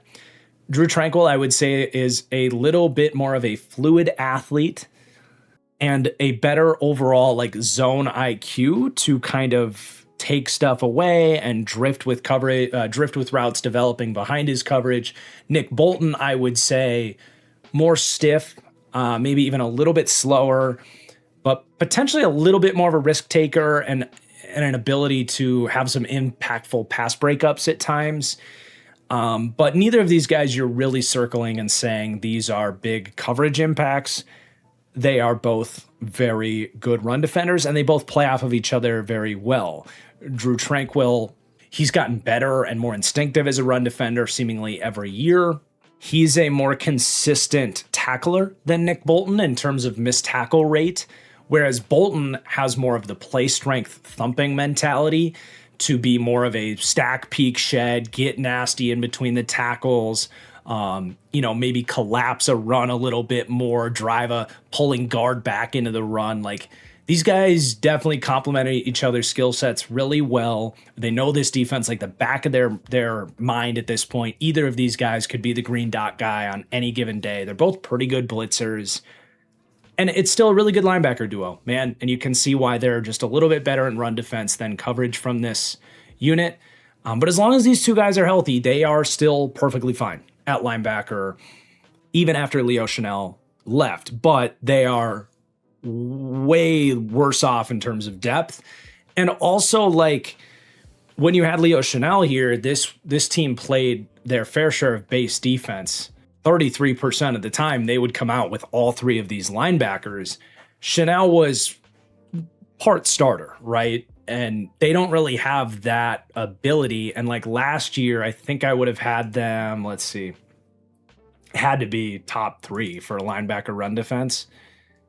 Yeah, was second to fourth last year. So you're kind of a tick below that instead of like a truly dominant difference making unit where they used to have something that teams don't normally have that could really help their run defense. That's just kind of a tool that is no longer on their Batman tool belt, if you will. And probably going to see more nickel defense and more pressure on the nickel defenders here in the secondary. Unless they are just over the moon with Jeffrey Bossa, who they spent a 4th round pick on last year. Sorry, 5th round pick. He's really the only guy here that, unless they're like crazy about him and they think he can play in a starting base linebacker role, and he's going to have to when they play base 4-3. But I wouldn't even be stunned if when they want to play base defense, if they actually lean more towards like the 3-4 style structures. You can still do that with all 5 guys with their hand in the dirt if you want. But I wouldn't be stunned if they say, we're going to be more of a 5-2 base defense this year. But Bossa was a safety converted linebacker who I didn't love his tape at Oregon. He played a little bit last year, but, pretty unknown based on the growth he's taken here. He's a fluid athlete. He's got some instincts. There could be something there. I'm just not a big believer. Jack Cochran has been kind of an undrafted type that's carved out some playing time on and off here, but hasn't really stood out much. And then you have true undrafted types after that. It's a shockingly thin linebacking core, and I would love to see this team maybe survey the free agent market. I know like Bobby Okereke is still out there. Even like Bobby Wagner to play the Leo Chanel role would actually make a ton of sense. If they want to play base 4-3, I would love to see this team maybe scan for a free agent. But maybe they're just waiting to see what Bossa looks like in the preseason first. But we'll keep an eye out for that type of signing. But overall, there's your linebacker room. Obviously, not a lot of concerns there. It's a stable unit that I feel pretty good about. But let's go to this secondary where they definitely had their moving pieces here. They lost like 3 quality starters here. And most notably, Trent McDuffie at cornerback. They trade him for a 1st-round pick to the Rams. But it's not just him. They also lose Jalen Watson. The Rams just basically wanted the Chiefs secondary and paid big bucks to bring it in. So they lose both those pieces. And Brian Cook also goes to the Bengals. Now, I will say this, at least as far as safety is concerned, they turn around and get Alohi Gilman for, 3 years, 24 for Gilman, 3 years, 40 for Cook. So, like, more than a $5 million per year discount for, in my opinion, probably a better safety, a better coverage player than Cook, although not quite as good of a run defender. But I totally am on board with that as a move. And I actually said neutral at safety. They also brought in Xavier Wankpa. I think I got that last name right, out of Iowa. Probably going to make the team here. Not a crazy addition there, but worth noting. But yeah, at cornerback, look, they brought in some really exciting pieces here, but it's downgraded. I mean, those are 2 massive losses to try and replace. No one's going to question that. But they do spend a top 10 pick on Mansour Delane, really talented cornerback prospect, super high expectations there, obviously. They bring in some vets. L'Jarius Sneed is back here. I like that as a buy low. If he's healthy, you know what he can do in a Spags defense. Kader Coho, a slot addition here. And Jaden Kennedy as well, who's kind of a hybrid defensive back, exactly the Chiefs type.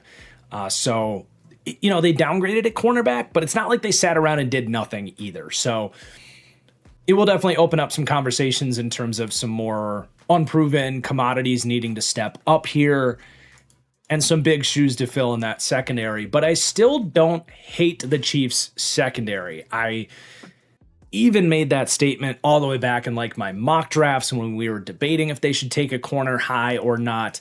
But certainly getting ready for this Chiefs deep dive. Okay, they're not going to grade out that high, but I think it's still a solid secondary. And they came out ranking 19th to 23rd for overall secondary. From a coverage standpoint, they're right in that big middle cluster that we've described in other deep dives where it's 15th to 24th for DB coverage of just solid units that are largely indistinguishable from one another. Some with some upside to climb out of that group, some with some downside to maybe fall below that. I would say the Chiefs are more in the upside category, where there's some pieces here that if you hit some green lights, they will be better than they're currently ranking. But you definitely have question marks and a lot of moving pieces. And shout out Cole from the How About Them Chiefs YouTube channel. I was asking him, like, who's starting here? Who do they like? And he was like, I think they're still, figuring some stuff out here, especially in that nickel spot.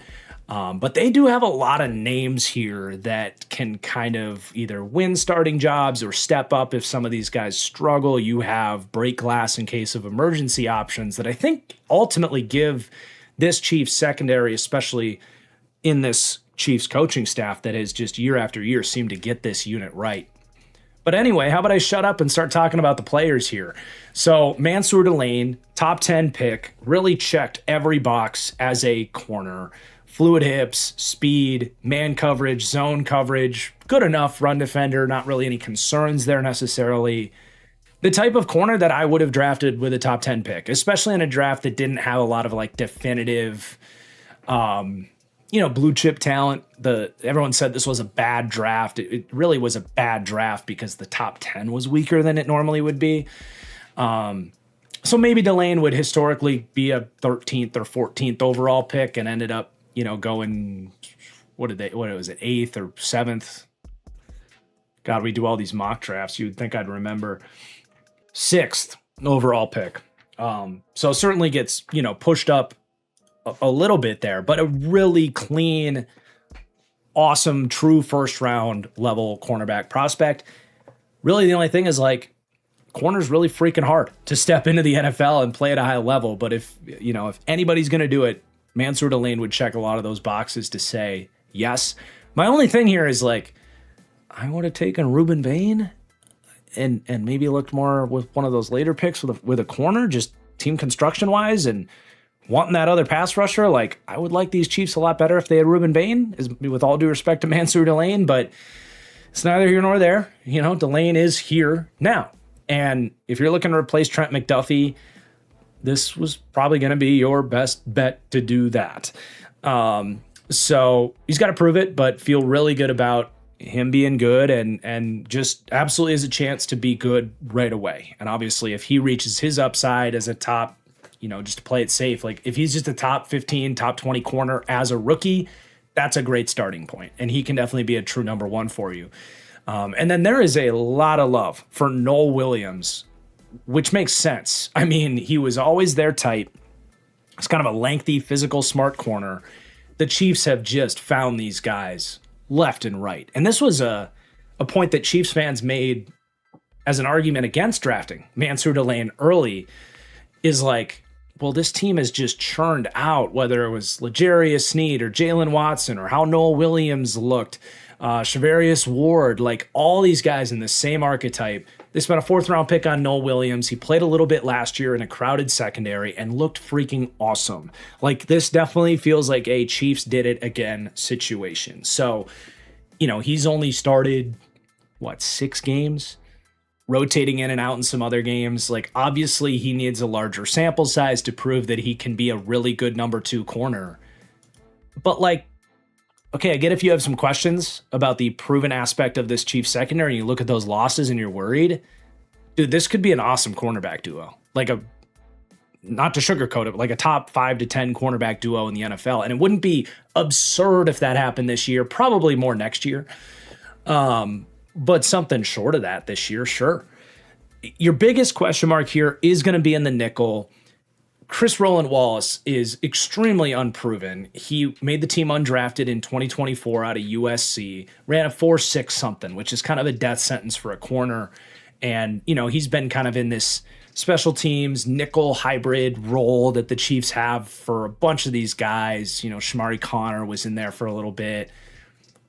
They love these kind of 6 foot, love to hit. Are you a slot? Are you a safety? The answer is yes. They love that mold. And Roland Wallace was in it. He just ran a slow 40, so he ends up on this team undrafted. Right now, he is running with the ones in the nickel. And until someone else emerges, that's the expectation. The beauty on Chris Roland Wallace is he has now played, in 2 seasons, he has played 387 snaps. So that's about 2/3 of a season for a starting nickel corner in a defense that runs, a decent amount of base defense. He hasn't missed a single tackle yet. So that's your selling point on him is like, dude, he will wrap up. And if he's just an okay coverage player, that can be extremely valuable from the nickel. Especially if they're going to play more nickel and demand more early down presence from that spot without Leo Chanel out there now.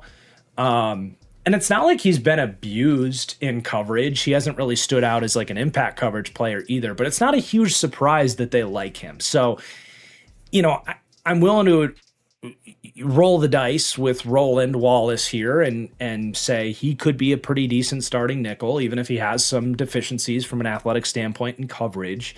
But if he does struggle, you have other options. And honestly, the fact that there are actual pieces that he's kind of beating out for this role currently is another reason to be optimistic about Roland Wallace.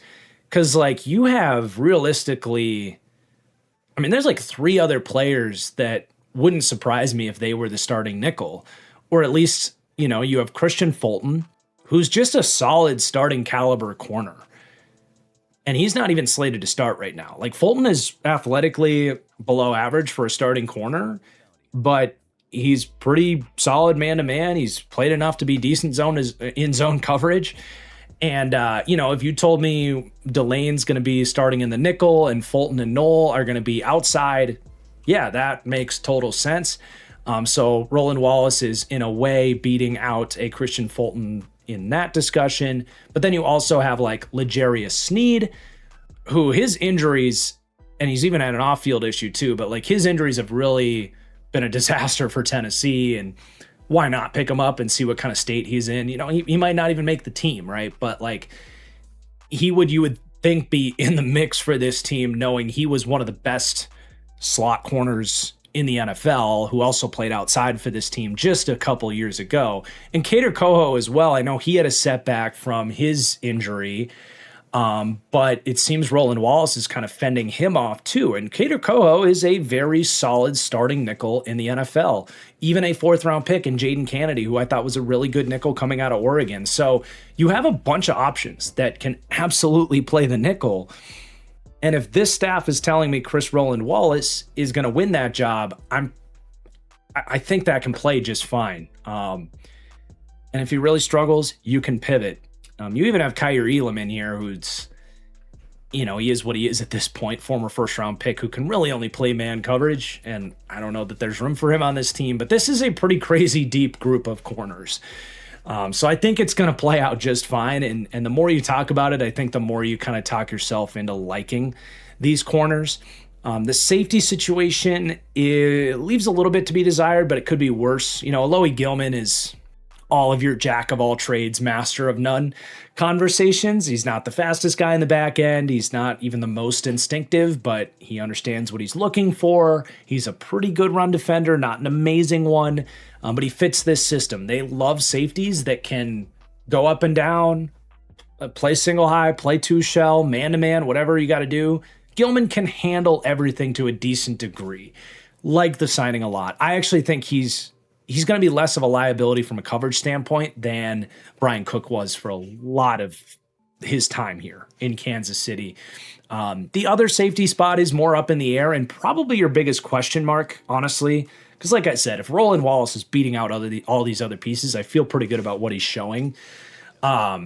Whereas you might be searching for a starter in that other starting safety spot. And hey, maybe you're talking about Cater Coho or Jaden Kennedy or even L'Jarius Sneed, who played some safety in college, being another option at safety.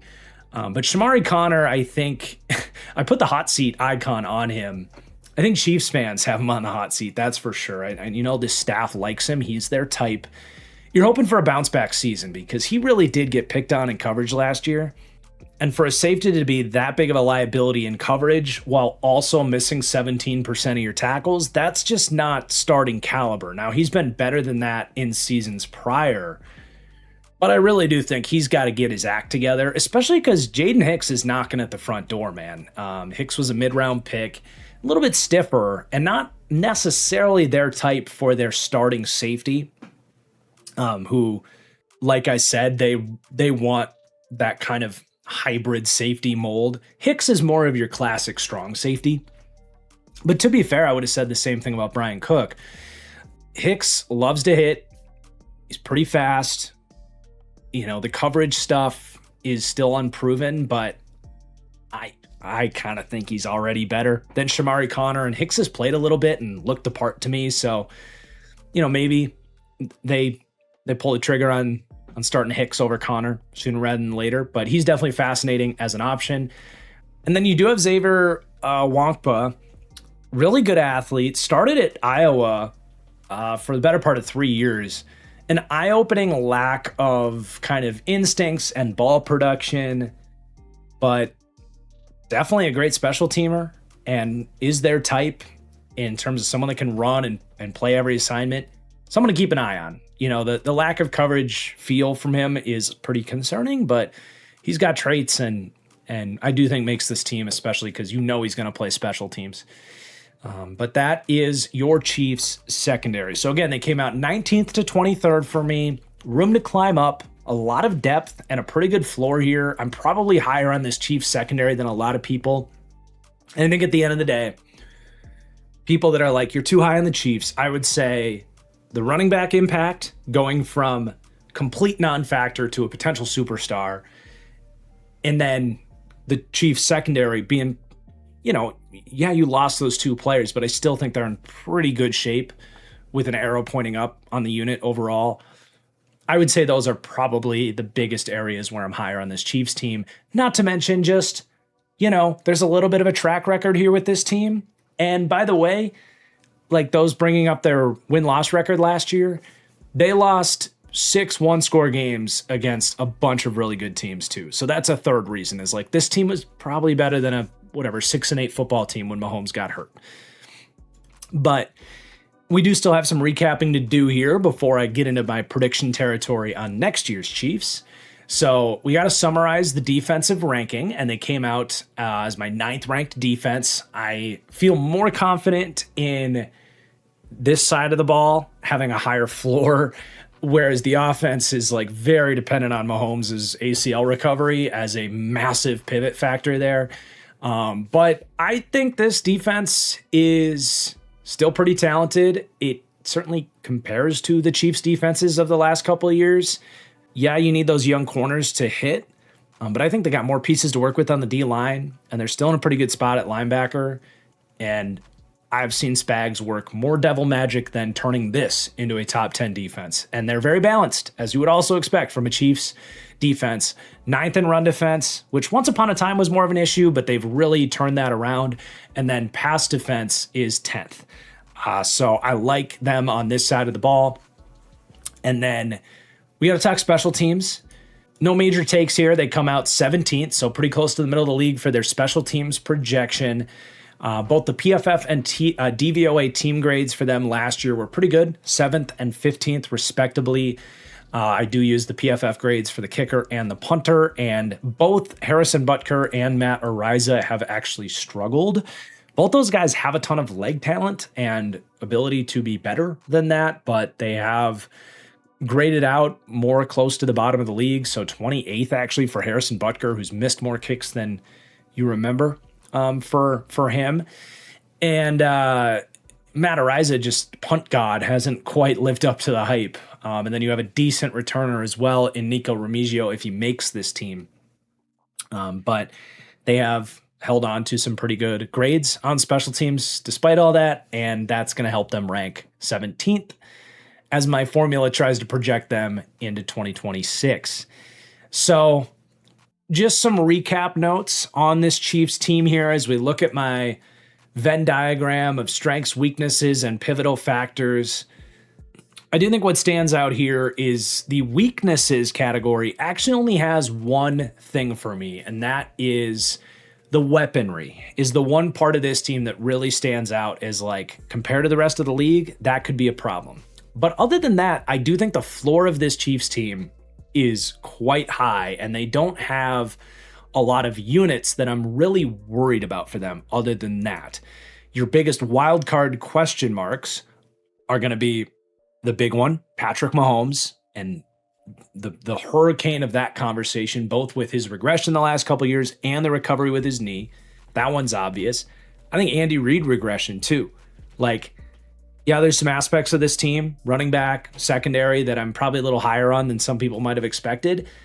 But I also have to place a ranking on Patrick Mahomes and Andy Reid, who have earned an incredible amount of respect, but last year didn't really play up to the ratings and rankings that they got for me in this series that ultimately helped calculate where these teams rank heading into the season. So if we're really talking about Andy Reid regressing as a play caller, offensive designer, and this massive impact on this team that we've rightfully seen him as during this dynasty, that's also going to really be a detractor for this team. I did put the weaponry also in here as a wild card to hopefully dig it out from being a true weakness, in which case, like, you wouldn't have a definitive weakness on this team. The defensive line, especially with those three young pieces that they want any number of them to step up. And then the secondary is a wild card in the sense that if those two young starting corners hit, and maybe that slot position ends up being better than you think too, this could actually be a pretty damn good secondary this year, which might surprise some people. I think top 10 upside is in there for that secondary with those corners. Might be a little bit of a pipe dream, but I think it's possible. So those are the big wild cards, the pivotal factors for this team. Their strengths are a little more straightforward, though those top two strengths go back to that conversation we mentioned, both quarterback and offensive coaching. I'm still willing to call Patrick Mahomes and Andy Reid a strength of this team. Sue me. We'll see if that's supposed to hold true or not. But beyond that, running back, the linebacker run defense, like, I like to put units that ranked top 10 as strengths, and they were 5th to 10th for linebacker run defense. Still a really good unit there compared to what a lot of teams are working with, even if Leo Chanel left. And yes, Spags, defensive coaching, huge asset for this team. But with all of that laid out, let's take a look at this Chiefs schedule and have some fun with where I'm actually predicting this Chiefs team finishes this year, if I have to make a prediction on a very challenging team to anticipate for this season.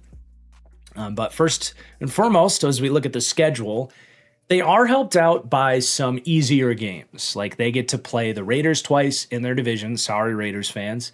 Just not quite ready to respect them on that level yet. They also play the AFC East, which gives them the Dolphins and the Jets. And they also get the Cardinals at home, and at Atlanta. You know, I would expect the Chiefs to be pretty decent favorites in that game too. So you got like 6 games that I largely expect the Chiefs would go like 5-1 in those games, and then you just kind of got your mismatch of playoff opponents that I would expect the Chiefs are going to play their style of football with a better run game this year. Still a good Spags defense. It's not going to be an easy out, these Chiefs. I don't think anybody's going to circle them on the schedule and be like, oh, good, we get to play the Chiefs this week. You know what I'm saying? So can you go 5-1 in those games that they are going to be pretty decent favorites in, and then kind of split the rest of the way? That's kind of what I'm expecting for the Chiefs. My prediction is a 10-win season for the Chiefs, which is almost exactly par for the course with their Vegas betting odds. If anything, I'm maybe a tick low on the Chiefs by the market, even though the comments are saying I'm too high on the Chiefs. Well, their over under, depending on where you look, is either 9.5 or 10.5.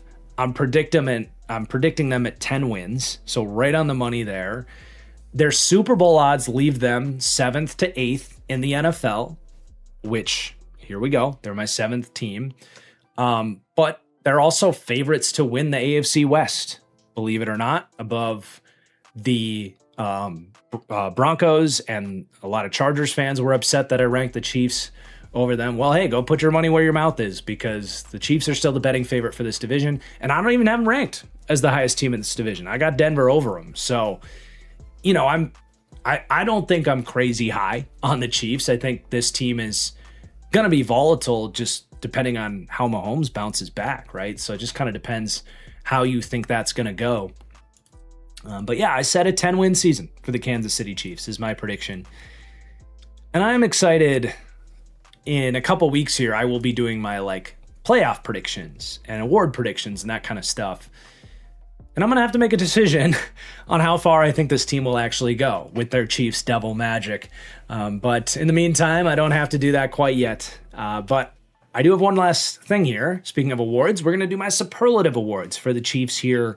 So for team MVP, I'm going to still go with Chris Jones. I think he is still a dominant pass rusher when he wants to be, like I said. And I think he is a huge reason why this Chiefs defense can still be really good this year. And that's enough for me to pick him for MVP. Biggest wild card, I'm going to cheat here because I have not picked quarterback for this award. But I'm going to pick Patrick Mahomes here because, number one, it so obviously needs to be the pick here. But it's also not really, the main reason I don't want quarterback to be the biggest wild card is because you usually have these QBs 7 through 20 or even deeper, into the late 20s. Your Jackson Darts and Cam Wards and that kind of guy where it's well, yeah, they're kind of an unknown in terms of how good they are, but obviously if he's good, he's going to change the outcome of the season. And that's why I didn't want to pick QB for biggest wild card, because it would be an easy choice for every team. This one I think is a little more unique because it's an injury thing. And I think how Patrick Mahomes' body responds to the ACL and how his mind responds to the ACL, I think that's going to define this team's season.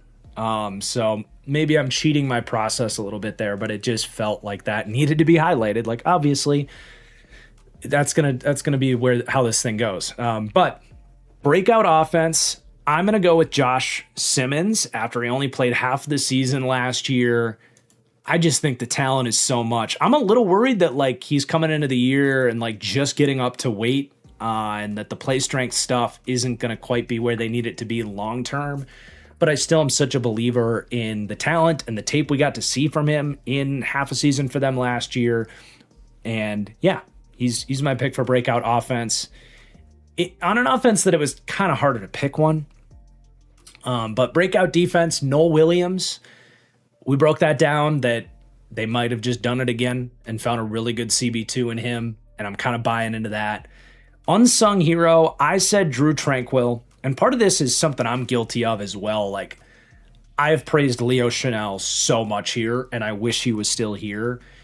But a big reason that Chenal has taken a backseat for them is someone like Drew Tranquill has just been such a good, consistent starter for them at linebacker.